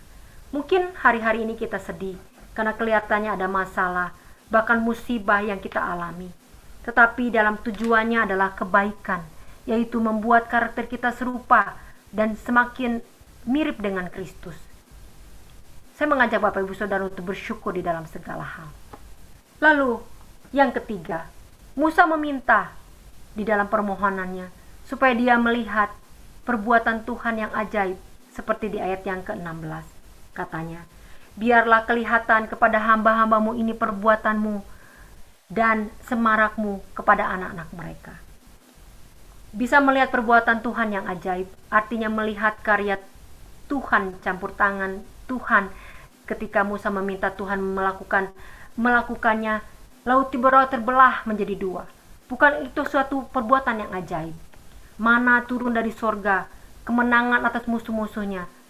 Lagi pula Tuhan hadir lewat tiang awan dan tiang api. Itulah yang harus kita mintakan. Tuhan, biarlah campur tanganmu, biarlah karyamu, biarlah perbuatanmu yang dahsyat. Kami lihat, kami rasakan, kami alami dalam hidup pribadi kami, dalam rumah tangga kami, dalam pekerjaan kami, dalam studi kami, dalam pelayanan kami. Kita mau meminta kepada Tuhan untuk campur tangan, supaya kita bisa melihat keajaiban Tuhan di dalam kehidupan kita. Allah tetap terlibat dalam setiap aspek kehidupan kita, Bapak Ibu Saudara. Dan kalau kita merasa atau kita tidak merasa, artinya yang sebetulnya kita tidak menyadari hal-hal yang sederhana yang ketika kita renungkan adalah sangat ajaib. Kalau tadi malam kita tidur dan pagi ini kita bangun, adalah suatu berkat dan kebaikan Tuhan dan karya Tuhan yang ajaib. Karena ada orang yang menderita sleep apnea namanya. Kalau Bapak Ibu tahu, istilah apnea dalam sleep apnea adalah berarti pernapasan terhenti atau berhenti bernapas. Penderita sleep apnea dapat berhenti bernapas selama sekitar 10 detik sebanyak ratusan kali selama dia tidur. Kondisi ini sangat berbahaya karena menyebabkan tubuhnya kekurangan oksigen. Dan dia akan berhenti bernapas ketika dia tidur. Jadi kalau tidur beberapa waktu, dia bisa berhenti nafasnya. Harus digoyangkan sehingga dia bisa bernapas lagi.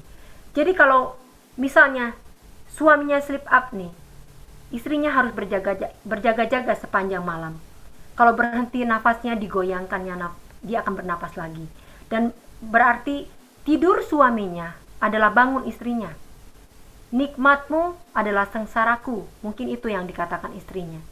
Begitu juga ketika kita bisa tidur nyenyak dan bangun pagi hari, bisa mandi dengan kesegaran, itu adalah berkat Tuhan yang luar biasa. Saya boleh bercerita, beberapa waktu yang lalu ada orang yang kena COVID. Semua biaya ditanggung. Tetapi di tempat dia dirawat di rumah sakit tersebut sudah tidak ada ventilator, Bapak Ibu Saudara. Dia cemas dan panik. Dia orang kaya, keluarganya juga kaya. Akhirnya mereka mencari dan menemukan ada yang bisa menyewakan ventilator.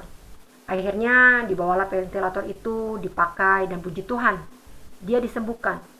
Kemudian waktu disodorkan bon untuk biaya di rumah sakit tersebut, dia menangis.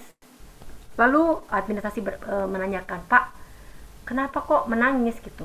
Apakah mungkin karena harganya terlalu mahal atau Bapak nggak punya uang?" Terus dia menjawab, "Bukan, saya bukan tidak punya uang. Uang saya banyak. Tetapi kenapa saya menangis?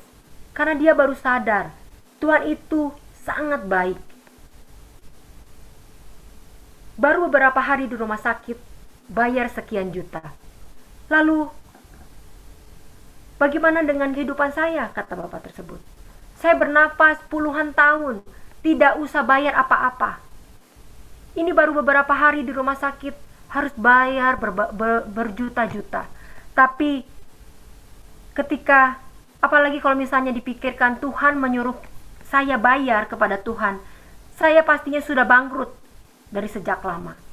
Kalau kita renungkan cerita daripada bapak yang sembuh dari COVID ini, ketika dia harus sewa ventilator dan ketika dia harus bayar beberapa hari dia sewa ventilator itu, betapa kita harus bersyukur kepada Tuhan.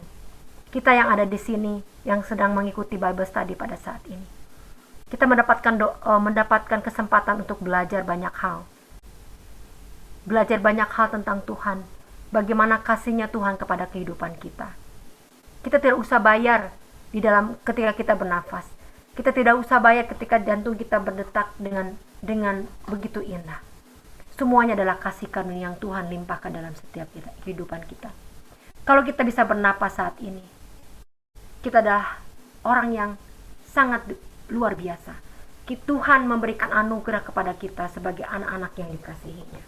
Yang percaya kepada Tuhan bahwa Tuhan sangat luar biasa, boleh memberikan emoji love atau emoji tepuk tangan untuk Tuhan kita. Saya mengajak kita yang hadir saat ini boleh memberikan emoji tanda love kepada di screen kita. Boleh Bapak Ibu Saudara, saya boleh melihat.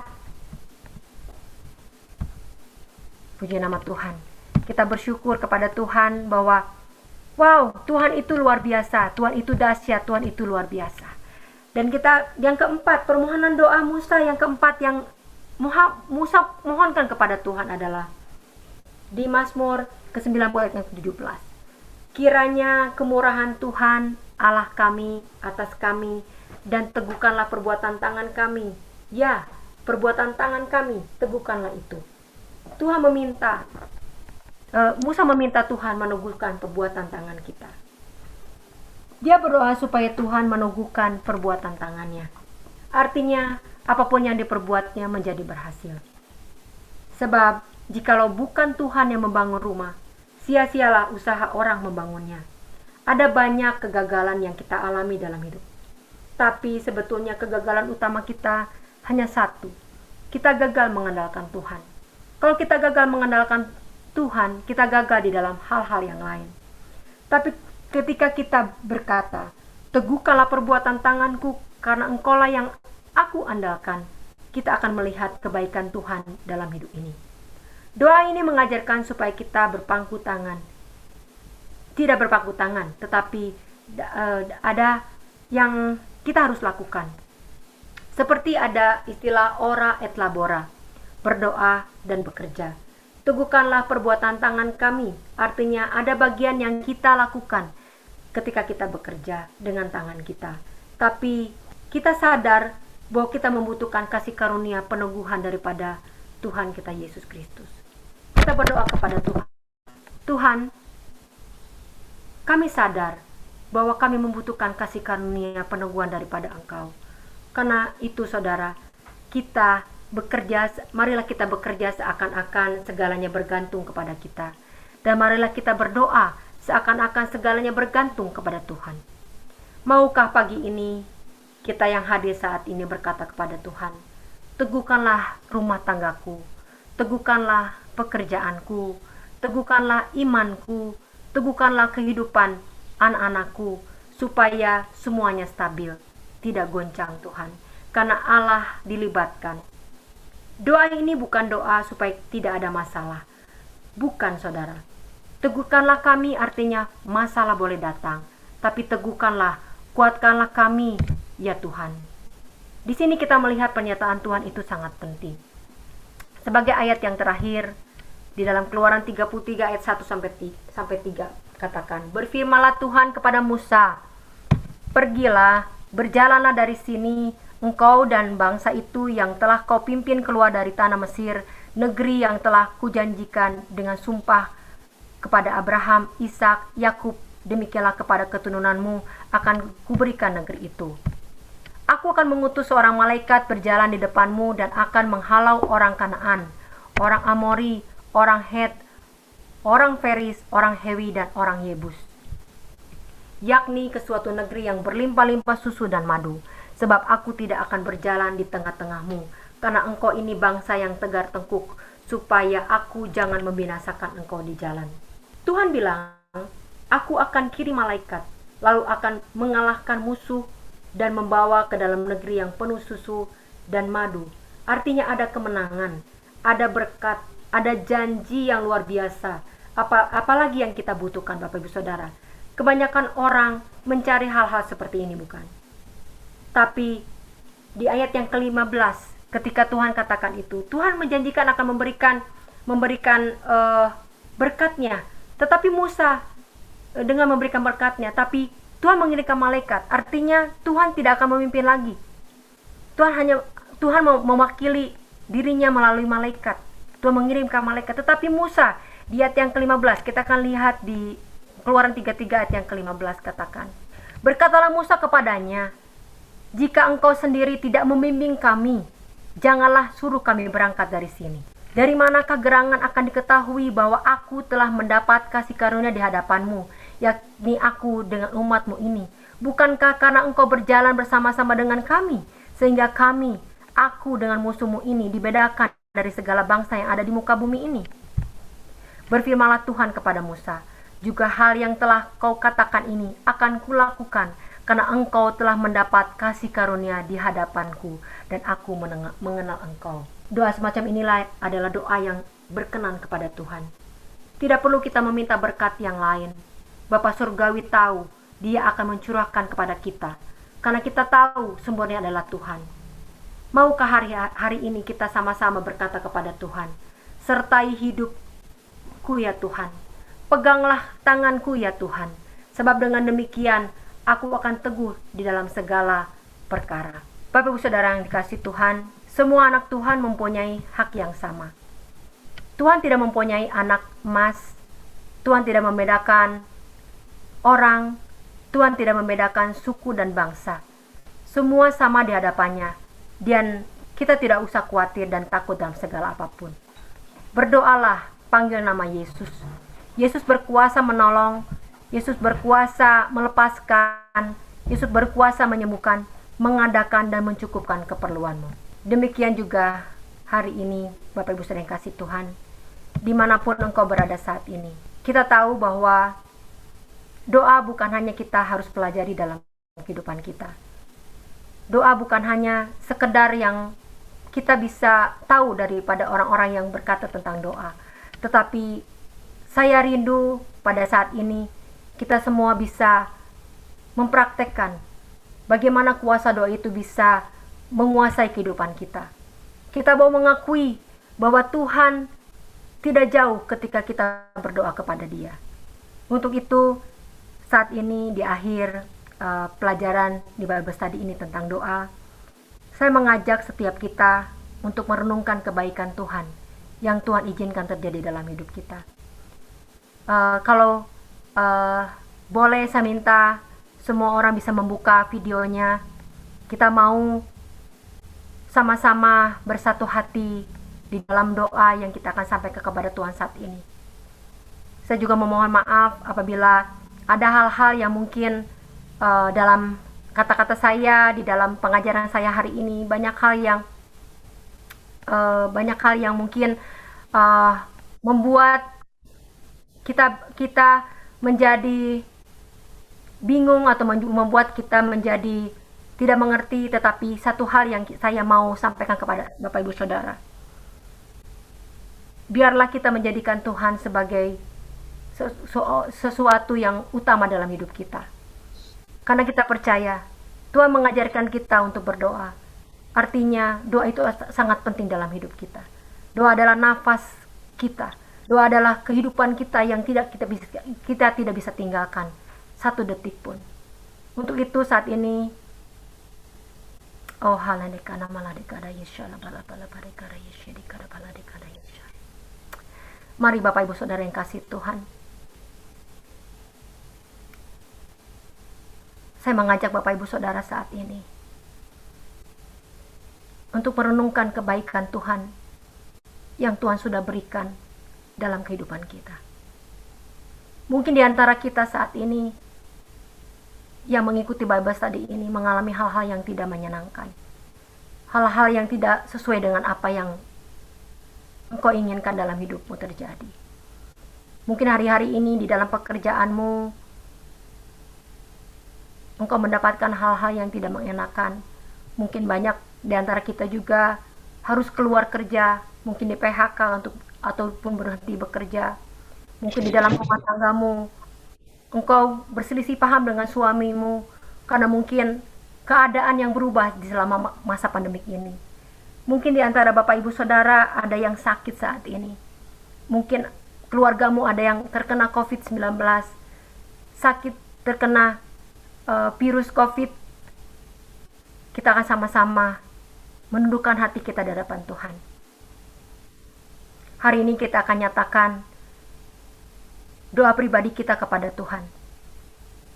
Saya ingin kita semuanya bisa mempraktekkan bagaimana kita berdoa syafaat untuk orang-orang yang kita sayangi.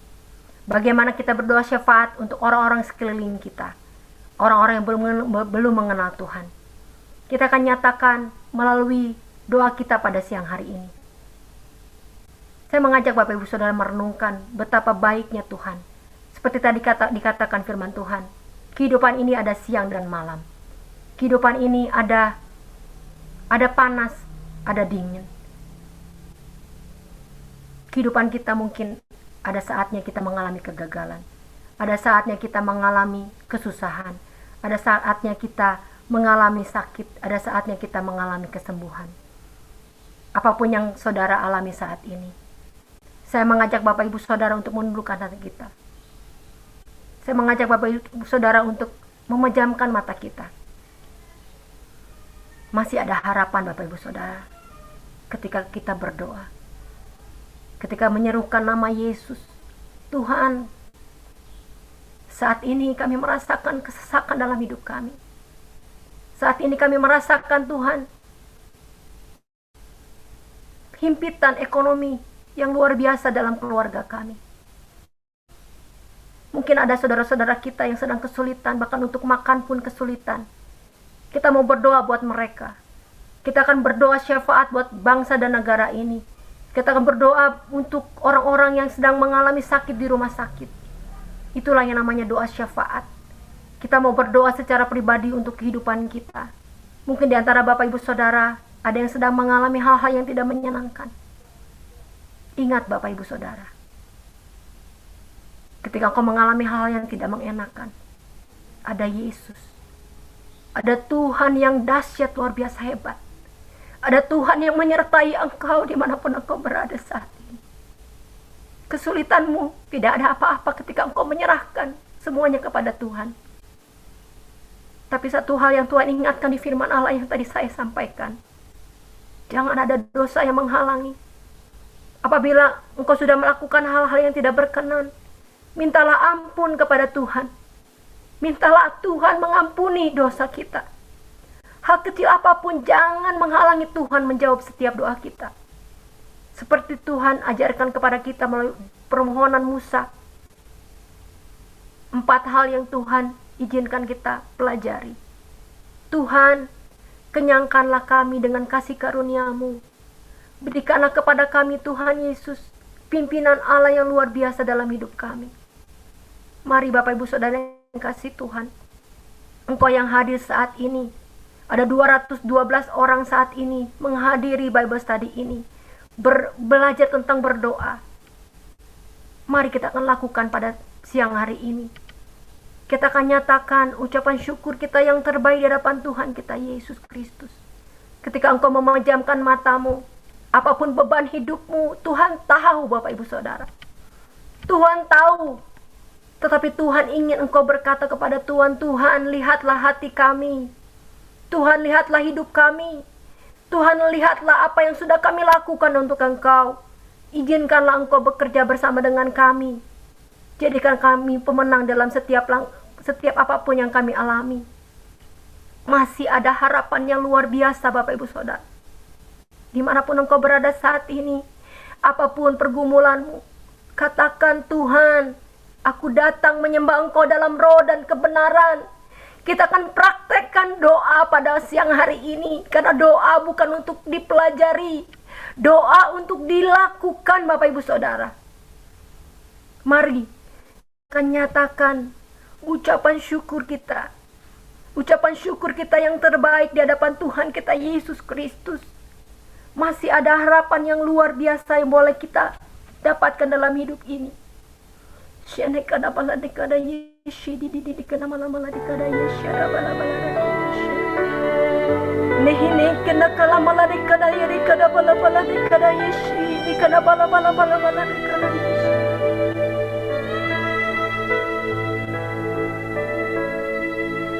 Masih ada harapan saat ku berdoa, saat mengangkat tangan, Tuhan turun tangan. Kasih-Nya lingkupimu, takkan kecewakan. Roh Kudus kan hiburkan dalam pergumulan.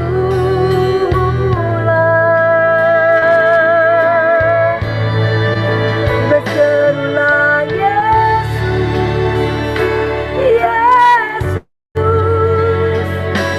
ada pengharapan yang penuh, nama yang selalu siap menolongmu dalam setiap keadaanmu. Ada jawaban dalam Yesus saat kau tak mampu sendiri. Nama Yesus tempat sandaran yang pasti dalam setiap pergumulan. Nyatakan doamu siang hari ini Bapak Ibu Saudara. Kasih-Nya lingkupimu, takkan kecewakan. Roh Kudus kan hiburkan dalam pergumulan. Kita sama-sama mengangkat kedua tangan kita.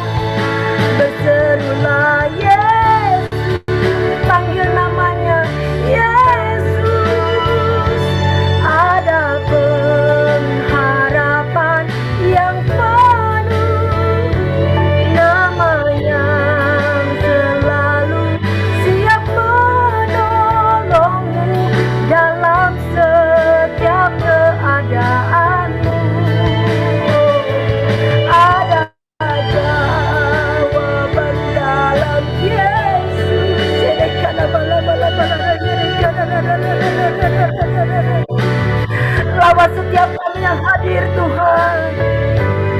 Yesus tempat senang yang pasti dalam setiap pergumulan.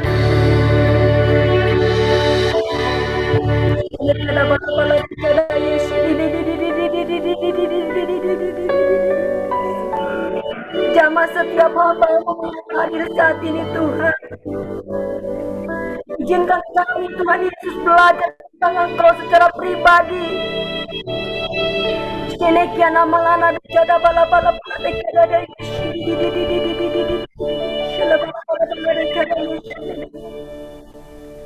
Inilah setiap kami Tuhan Yesus. Inilah setiap kami ya Roh Kudus. Senenek dada bala bala bala dekada yes bala bala bala dekada dari dekada bala.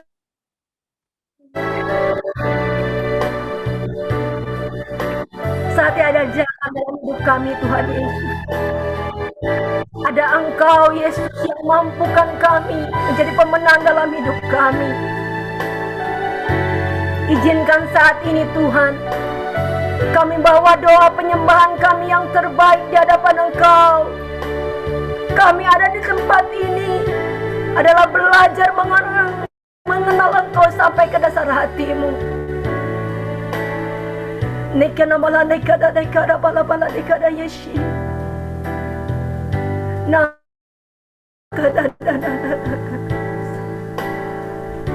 banyak hal Tuhan yang kami temui dalam hidup kami. Banyak kehimpitan, kesusahan yang kami alami dalam hidup kami. Tetapi saat ini Tuhan, kami mau katakan, kami punya Allah yang hebat. Kami punya Allah yang hidup. Kami punya Allah yang luar biasa. Engkau yang hadir saat ini, percayalah bahwa hanya nama Yesus yang memampukan engkau menang dalam setiap perkara hidupmu. Hanya nama Yesus yang membuat engkau menang di dalam rumah tanggamu. Tidak ada jalan keluar yang terbaik. Karena hanya di dalam nama Yesus ada jalan keluar yang luar biasa. Hanya nama Yesus yang membuat kita menang. Di masa pandemi COVID-19 ini banyak hal boleh terjadi. Tetapi kita percaya Tuhan yang hidup yang membuat kita menjadi tidak khawatir menghadapi apapun dalam hidup ini. Tuhan yang hidup membuat kita bertahan sampai akhir hidup kita setia kepada Tuhan. Kita tidak ingin mengakhiri hidup kita dengan bunuh diri dengan sia-sia. Jikalau engkau saat ini ada yang merasa Tuhan sudah meninggalkan engkau, minta ampunlah kepada Tuhan. Jikalau engkau ada yang saat ini sudah ingin menyerahkan dirimu kepada hal-hal yang tidak berkenan, bahkan engkau mencoba untuk meninggalkan Tuhan, berbaliklah kepada Tuhan Bapak Ibu Saudara. Masih ada harapan di dalam Tuhan. Masih ada harapan yang penuh di dalam bersama dengan Tuhan kita Yesus. Sini kada bala-bala dekada Yesus, sini kada malam-malam dekada Yesus. Kita mengangkat kedua tangan kita tinggi-tinggi di hadapan Tuhan. Nyatakan ucapan syukur dan doamu secara pribadi kepada Tuhan. Minta ampunlah kepada Tuhan apabila engkau akan menyerah. Minta ampunlah kepada Tuhan jika engkau sudah berniat meninggalkan Tuhan kita Yesus dan berpaling kepada hal-hal yang lain. Sini kada bala-bala dekana dekada bala Yesus. Inilah setiap kami Tuhan. Kami memohon ampun kepadamu. Izinkan kami Tuhan Yesus memegang tanganmu dengan erat. Izinkan kami Tuhan Yesus menyerahkan setiap masalah hidup kami kepadamu. Sini kana bala-bala dekada kana malah dekada Yesus. Jamah setiap hamba-hambamu Tuhan yang sedang berputus asa. yang sedang menemukan jalan buntu dalam hidup mereka, yang mendapatkan kesulitan di dalam rumah tangga mereka, yang sedang mendapatkan kesulitan di dalam pekerjaan mereka. Izinkan hamba-Mu berdoa untuk hamba-Mu saat ini, Tuhan Yesus. Karena kami percaya hanya ada di dalam-Mu, Tuhan Yesus, kepastian dan pengharapan. Hanya nama Yesus yang memberikan kemenangan bagi setiap kami, Tuhan. Nekiana nekada bala-bala rekada Yesus, nekada bala-bala rekada Yesus. Jamah setiap kami saat ini, Tuhan. Berikan kekuatan yang luar biasa saat ini. Nek kita boleh nekada Yesus. Engkau yang sakit saat ini, di dalam nama Tuhan Yesus Kristus, alami kesembuhan ilahi supaya kau bisa bersaksi bagi banyak orang bahwa Tuhan adalah penyembuh yang ajaib. Tuhan adalah Allah, dokter dari segala dokter, yang memampukan kita menjadi pemenang atas setiap sakit yang kita alami.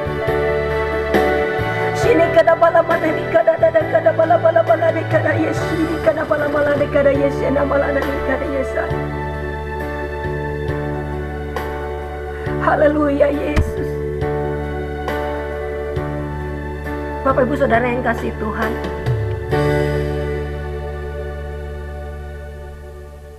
apabila ada Bapak Ibu Saudara saat ini yang membutuhkan dukungan doa, kita akan sama-sama doakan. Bapak bisa tulis di chat yang ada. Kita akan sama-sama berdoa untuk hal-hal yang luar biasa yang Tuhan taruh pada saat ini. Kita manusia boleh lemah, kita manusia boleh banyak kekurangan, tetapi kita percaya pada siang hari ini saya berdoa sepanjang minggu. Ketika saya ambil waktu puasa, saya ambil waktu berdoa, Tuhan, apa yang harus saya sampaikan ketika saya harus menyampaikan tentang doa?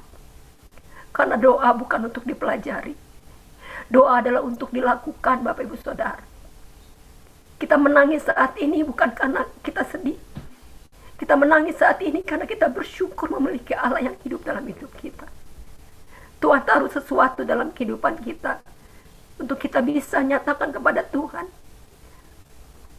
Air mata kita, Tuhan katakan, Dia taruh di kiribatnya yang kudus. Dia memperhatikan setiap kita. Saya lakukan siang hari ini. Kita berdoa syafaat, artinya kita berdoa untuk orang-orang sekeliling kita. Kita berkumpul di tempat ini karena kita yakin percaya ada sesuatu hal yang luar biasa boleh kita dapatkan di dalam kehidupan kita. Mari Bapak Ibu Saudara yang kasih Tuhan, kita akan angkat tangan kita. Kita boleh melihat beberapa doa-doa yang disampaikan di chat. Kita akan sampaikan kepada Tuhan. Kita mohonkan setiap doa-doa yang ditulis di sini. Kita akan sama-sama doakan. Kita akan sama-sama praktekkan bagaimana kita bisa memiliki hati yang empati kepada orang-orang di sekitar kita. Wow, dahsyat Tuhan Yesus Kristus. Shene kana bala bala bala di kanan di kanan Yesus, di kana bala bala bala di kanan Yesus, bala bala Yesus. Tuhan Yesus yang baik, saya melihat banyak hal Tuhan Yesus yang terjadi dalam hidup kami. Kami mohonkan Tuhan, kami rindu berdoa syafaat buat orang-orang sekitar kami. Tuhan membutuhkan banyak hal yang dalam hidup mereka. Saya berdoa Tuhan Yesus untuk Yadi menyelesaikan pekerjaan di kantor yang berat. Saya berdoa untuk Mama daripada Iin Agustina, Tuhan, yang sudah mempunyai penyakit kanker payudara di stadium 4. Kami berdoa Tuhan Yesus, rumah tangga daripada orang tua Nurhayati, Tuhan, yang diambang kehancuran, Tuhan jamah di dalam nama Tuhan Yesus Kristus. Kami percaya Tuhan, Engkau yang hidup, Engkau yang luar biasa. Kami memerlukan momongan Tuhan, kami serahkan ke dalam tangan-Mu. Yang mempunyai miom, Tuhan Yesus sakit miom tulang belakang, Tuhan, kami serahkan ke dalam tangan-Mu. Disembuhkan di dalam nama Tuhan Yesus Kristus. Kami percaya Roh Kudus, setiap doa-doa yang disampaikan pada siang hari ini, kami percaya Kau sudah jawab di dalam nama Tuhan Yesus Kristus. Saya percaya Tuhan, dan kami percaya sepakat sehati. Kami yang masih ada Tuhan Yesus di Zoom, di Bible Study ini Tuhan, kami percaya bersatu hati bahwa apa Tuhan Yesus yang kami sampaikan kepadamu, apa yang kami tulis di chat ini Tuhan, di dalam nama Tuhan Yesus Kristus, setiap sakit disembuhkan, setiap jalan keluar yang buntu dibukakan di dalam nama Tuhan Yesus Kristus. Setiap orang-orang yang membutuhkan pekerjaan diberikan pekerjaan yang luar biasa. Setiap orang-orang yang sakit disembuhkan Tuhan Yesus luar biasa. Dan kami percaya ada kesaksian-kesaksian yang luar biasa akan terucapkan Tuhan Yesus di Bible Study ini ya Bapak. Kami yakin percaya pada siang hari ini Tuhan memberikan berkat yang luar biasa melalui pelajaran Tuhan Yesus mengenai doa saat ini. Kami boleh praktekkan doa kami Tuhan Yesus. Kami percaya Tuhan, doa yang kami sampaikan tidak ada yang sia-sia. Doa yang kami sampaikan tidak ada yang kembali dengan percuma. Dan kami percaya Allah Roh Kudus yang hebat sudah menjawab siang hari ini juga Tuhan. Di dalam nama Tuhan Yesus Kristus. Di dalam nama Tuhan Yesus Kristus. Di tengah pandemik ini, semua orang menjadi pemenang. Bahkan lebih dari pemenang Tuhan dalam keluarga kami. Dalam setiap apapun Tuhan. Di dalam setiap apapun yang kami doakan saat ini. Terima kasih Tuhan Yesus yang baik. Terima kasih ya Roh Kudus buat hari ini. Izinkan kami Tuhan Yesus menyatakan setiap doa permohonan kami ini Tuhan. Izinkan kami ya Bapa terus belajar tentang Engkau. Izinkan kami Tuhan Yesus saat ini berdoa supaya kami dibukakan, supaya kami mengerti dengan apa yang Kau inginkan kami lakukan dalam hidup kami. Inilah fungsi daripada Bible Study yang ada di Impact Family ini Tuhan. Kami menyerahkan Tuhan Yesus setiap sesi-sesi yang akan dilakukan di hari-hari kemudian Tuhan. Memberkati Ciheni, memberkati Kojojo Tuhan. Memberkati Pak Simon, memberkati Pak Ian Syarif, memberkati saya pribadi Tuhan. Berikanlah hikmat kebudi dari sorga. Mohon ampun kepada setiap apapun yang kami sudah lakukan Tuhan. Apabila kami banyak kekurangan dalam kami menyampaikan sesuatu tentang Engkau, kami percaya Engkau sendiri akan memberikan hikmat-Mu, memberikan kepada kami Tuhan Yesus keterbukaan, sehingga kami boleh mengerti setiap apapun yang disampaikan oleh para pembicara di Bible Study ini Tuhan. Kami percaya Roh Kudus memberkati setiap hamba-hamba-Mu yang hadir pada siang hari ini. Dan kami percaya Engkau Allah yang hebat, Engkau Allah yang luar biasa, Engkau Allah yang dahsyat, memberikan kesempatan kami terus belajar tentang Engkau. Terima kasih buat siang hari ini Tuhan, kami menyerahkan setiap doa-doa yang sudah disampaikan, yang ada di dalam chat ini, di dalam nama Tuhan Yesus Kristus Tuhan. Engkau akan menjawab setiap doa kami, dan kami percaya akan banyak kesaksian-kesaksian yang akan disampaikan Tuhan, bagaimana Tuhan bekerja siang hari ini, di dalam nama Tuhan Yesus Kristus. Sama-sama kita katakan, amin. Selanjutnya saya serahkan kepada Pak Simon. Salam semuanya, ya puji Tuhan, kita sudah mendengar pengajaran tentang doa. Tadi yang disampaikan bahwa doa bukan untuk dipelajari, tapi dilakukan. Sekarang kita akan masuk ke dalam sesi pertanyaan. Kita mulai dari pertanyaan pertama. Ini banyak yang tidak memberikan nama, jadi saya tidak sebutkan siapa yang mengirimkan pertanyaan ini. Mengapa doa kita sepertinya lama dijawab oleh Tuhan? Mengapa terima kasih Pak Simon. Mengapa kita kok lama dijawabnya sama Tuhan? Itu pertanyaan yang sering saya dengar dari beberapa teman-teman saya, saudara saya. Satu hal yang saya dapatkan, demikian juga dengan itu terjadi kepada saya pribadi. Karena saya seperti biasa memberikan satu jawaban, saya tidak mengilustrasikan dengan orang lain. Selama 3 tahun, sebenarnya saya tidak bisa berbicara, Bapak Ibu Saudara. 3 tahun lebih, dari 2010 sampai 2013. Saya akan menjawab beberapa pertanyaan Bapak Ibu Saudara dengan apa yang saya alami dalam hidup saya. Mengapa doa kita tidak dijawab oleh Tuhan? Itulah sesuatu hal yang banyak orang akan tanyakan. Kenapa Tuhan? Kenapa Tuhan? Jadi seperti tadi saya katakan bahwa saya memegang handphone ini dalam posisi begini Bapak Ibu Saudara. Ya, kita melihat hanya pada posisi mata di depan mata kita. Apa yang kita lihat hanya ada yang di depan mata kita. Tetapi Tuhan Yesus bisa melihat seluruhnya. Tuhan Yesus bisa melihat semua dari depan, belakang, dari bawah, dari samping kiri, dari samping kanan. Mengapa doa kita seolah-olah itu lama banget kita kok tidak temuin? Satu hal yang saya mau sampaikan adalah waktu Tuhan adalah yang terbaik. Tuhan mempunyai waktu yang terbaik bagi kita. Bukan masalah lamanya Bapak Ibu Saudara, tetapi waktu dan rencana Tuhanlah yang terbaik yang kita harus ikuti. Seperti tadi awal saya katakan, 3 tahun saya mendapatkan sakit di mana pita suara saya itu terkena infeksi. Kalau Bapak Ibu Saudara melihat saya saat ini bisa berbicara, saya bisa mengajar Bapak Ibu Saudara, semua adalah anugerah Tuhan. 3 tahun bukan hal yang mudah Bapak Ibu Saudara. Saya mendapatkan infeksi, saya tidak bisa berbicara, berbisik pun dokter katakan tidak boleh. Karena kenapa?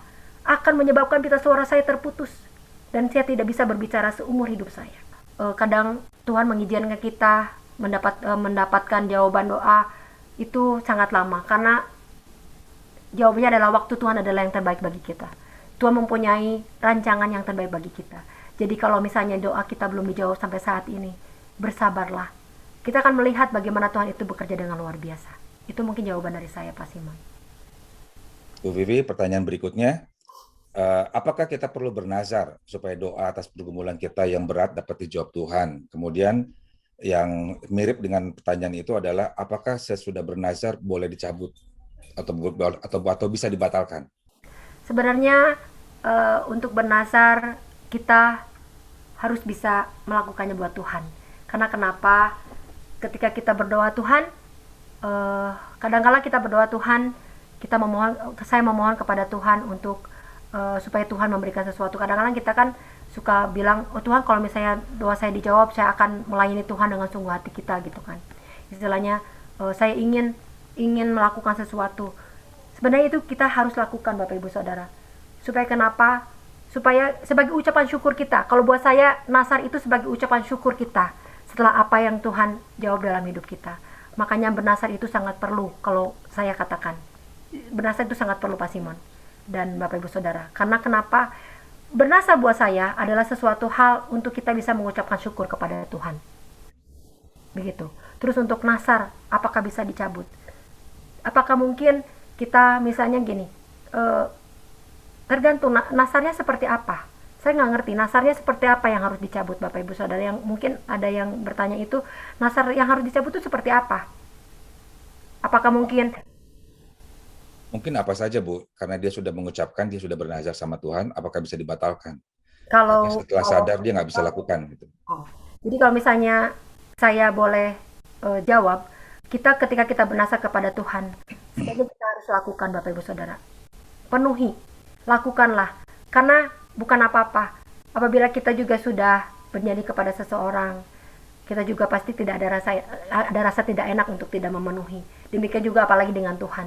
Lakukanlah. Apabila kita bernazar, jangan sampai kita batalkan. Lakukanlah. Seperti itu. Ya. Terima kasih Bu Vivi. Saya tambahkan ya, di Alkitab itu ada Yefta, di Hakim-Hakim, dia pernah bernazar, kalau dia berperang dia menang, yang keluar dari rumah akan dia korbankan bagi Tuhan. Dan dia nggak menyangka ternyata anaknya yang keluar. Tetapi karena dia sudah bernazar, dia penuhi, tetapi anaknya minta untuk dia bisa pergi dulu untuk memenuhi apa yang menjadi keinginannya gitu ya. Artinya gini, nazar itu harus dilakukan dan tidak bisa dibatalkan, harus dilakukan, dan Tuhan akan mengingatkan lewat pergumulan kita gitu ya.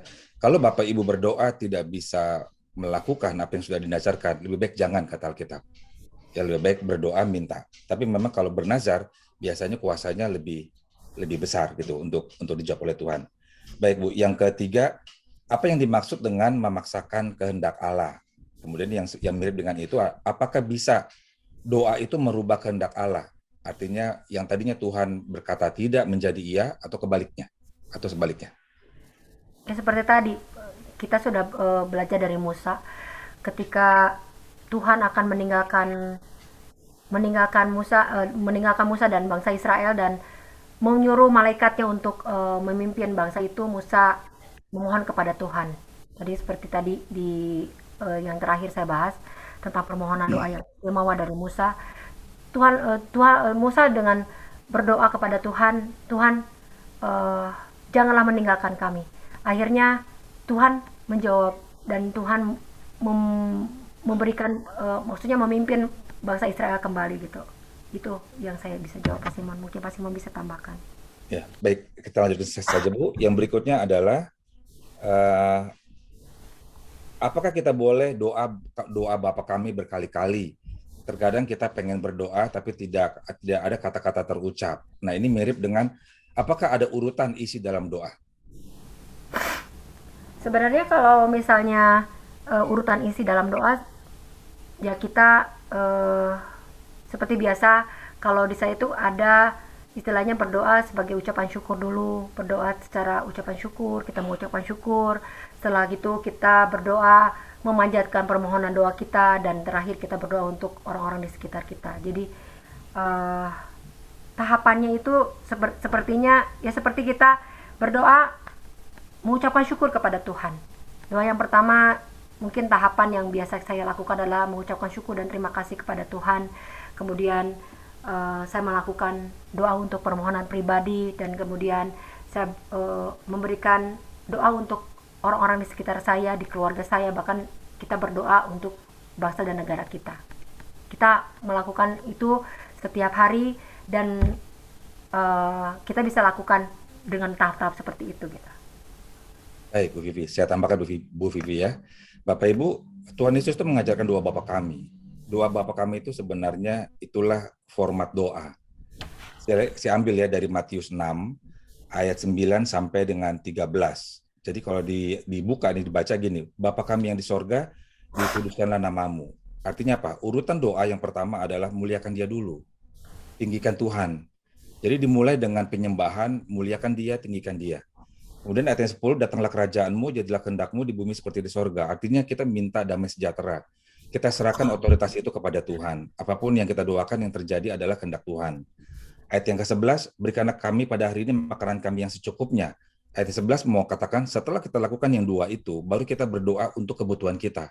Apa yang menjadi doa kita, apa yang menjadi permintaan kita lakukan setelah itu.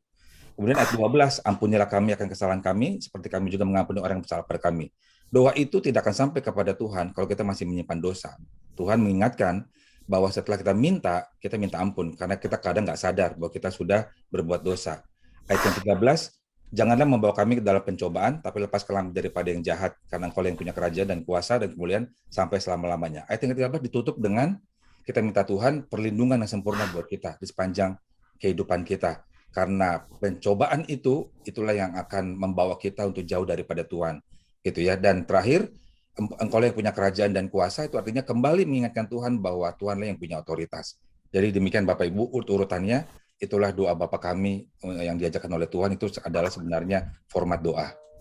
Baik, kita lanjutkan untuk pertanyaan berikutnya. Baik, apakah berdoa bisa buka mata atau tutup mata? Dan apakah berdoa harus lipat tangan? Oh, itu sebenarnya nggak ada di. Sebenarnya kalau bisa dikatakan lipat tangan tutup mata itu sebenarnya nggak ada sebenarnya ya Pak.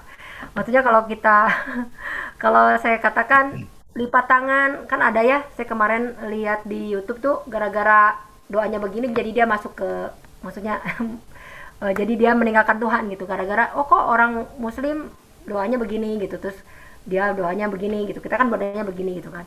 Jadi tidak ada istilahnya doa kita, tidak ada di Alkitab pun. Saya belum pernah melihat ada doa itu harus tutup mata atau doa itu harus lipat tangan, harus bagaimana. Itu sikap hati sebenarnya yang Tuhan lihat, Ya, itu sikap hati kita ya baik. Gitu ya. Kalau doa tutup mata Bu, nanti ada yang lewat, ya. dia nggak konsentrasi. Jadi tutup mata lebih ke arah supaya Berkonsentrasi. konsentrasi buat Tuhan. Tidak terganggu dengan yang sekeliling ya. Baik.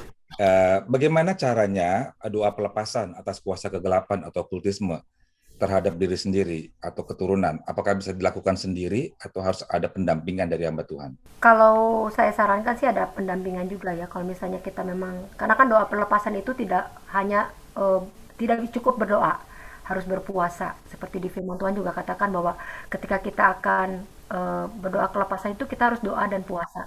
Karena pengalaman dari saya tuh ketika doa pelepasan itu, kalau kita tidak siap akan menyerang kita secara pribadi gitu. Itu yang pernah saya alami Bapak Ibu. Jadi kita sebaiknya harus ada satu tim, kalau enggak ada hamba Tuhan yang mendampingi. Kalau menurut saya seperti itu. Baik. Yang selanjutnya Bu, kalau kita tidak bisa berkata-kata dalam doa, apa yang harus dilakukan? Apakah doa harus berbahasa roh, tetapi apakah kalau belum bisa berbahasa roh bagaimana?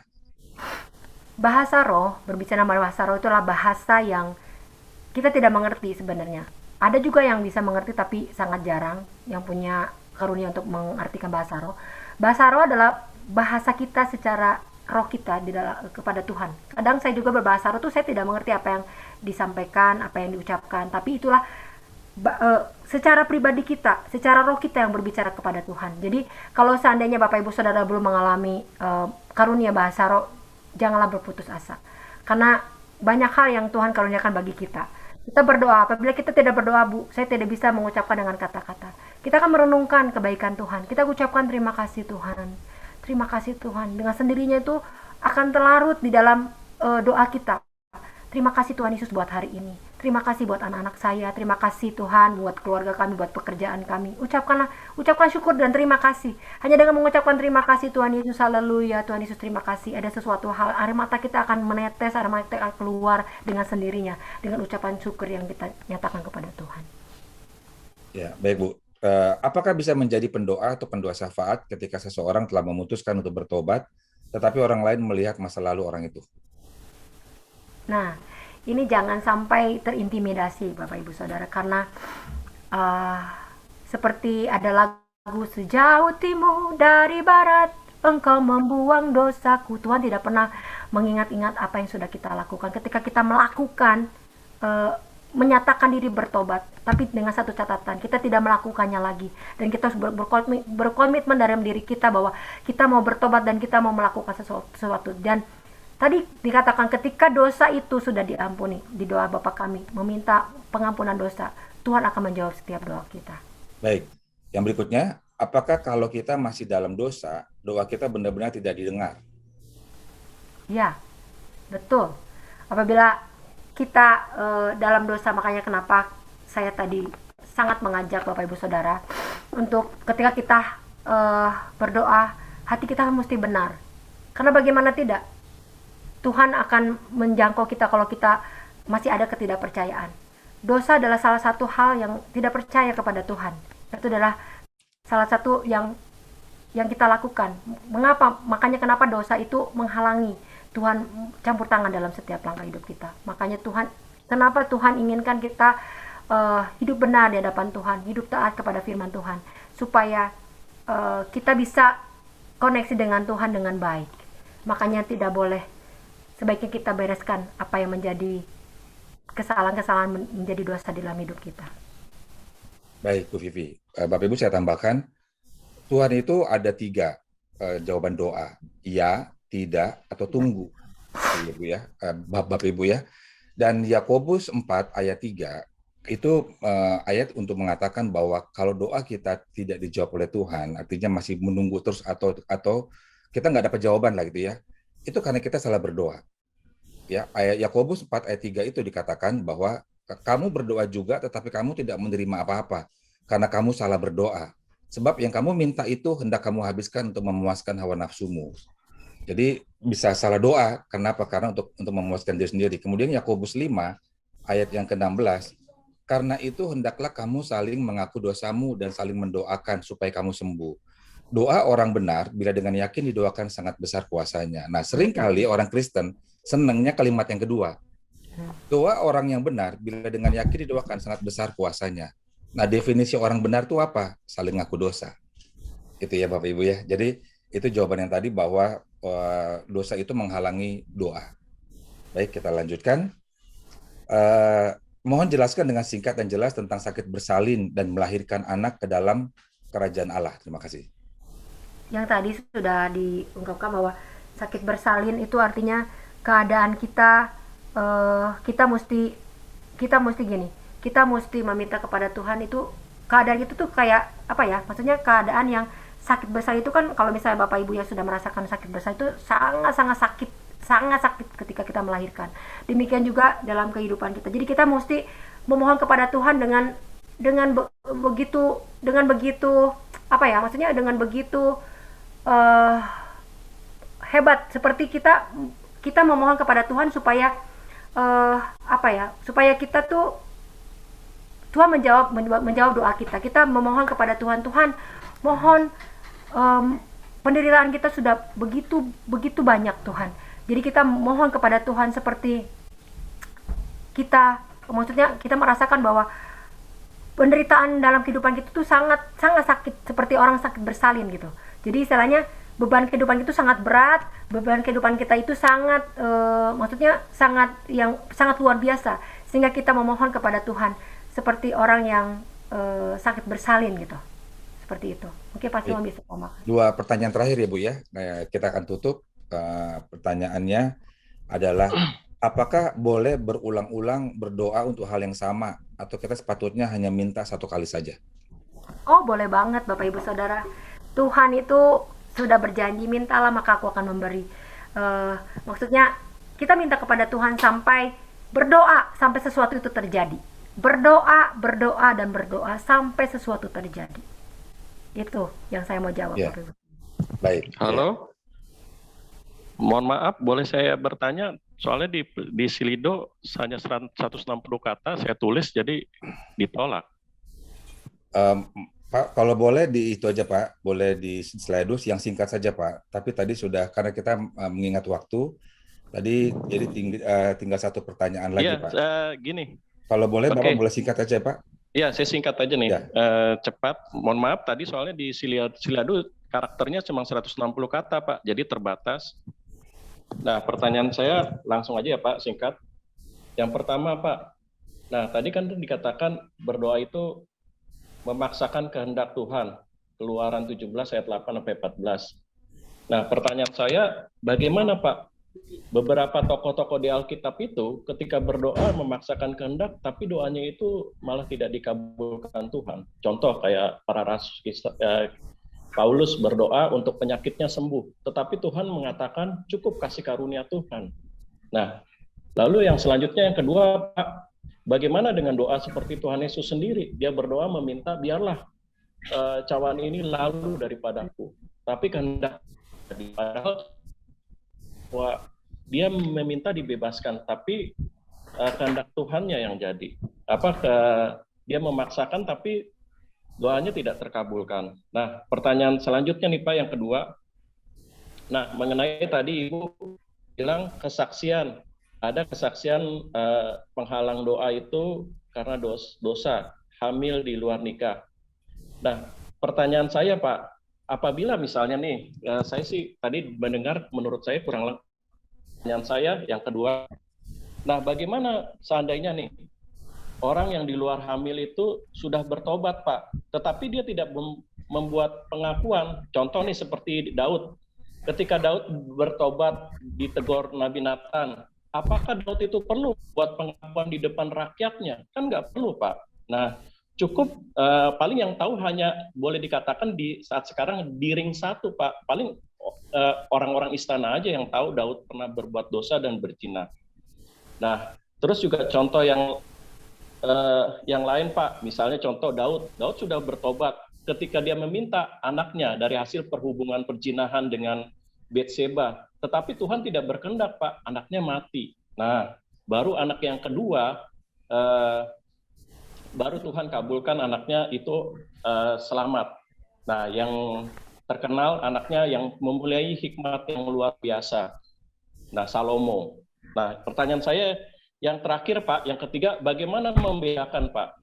Nah, kehendak membedakan doa suara Tuhan dengan suara manusia. Terkadang nih, Pak, mohon maaf, suara Tuhan dengan suara manusia, hati nurani beda-beda tipis. Contoh nih Pak, di zaman sekarang kita dihebohkan dengan pernyataan di YouTube kesaksian hamba Tuhan Pak Niko. Pak Niko bilang bahwa Tuhan berbicara kepada saya bahwa kita harus berdoa bersama, berpuasa, bahwa COVID-19 kita tanggung dalam nama Tuhan sembuh.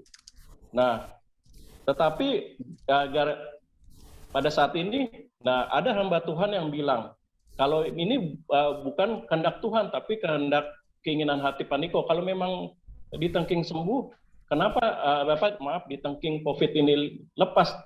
Kenapa COVID ini tetap masih ada? Nah, sehingga hal ini menjadi perdebatan hamba Tuhan. Nah, bagaimana membedakan antara suara Tuhan dengan suara pribadi? Contoh nih Pak, yang terakhir, Saya punya pembimbing rohani, dia tamatan hukum. Dia dulu pernah mengatakan, Pak, saya dengar suara Tuhan, saya harus menjadi hamba Tuhan karena hukum jahat begini bla bla bla bla. Tetapi yang jadi aneh perdebatan saya, setelah 4 tahun 5 tahun dia bilang lagi, saya mendengar suara Tuhan, saya harus jadi pengacara untuk bisa meluruskan dunia hukum. Nah, tiba-tiba saya berdebat, kok Tuhan pimplan ya?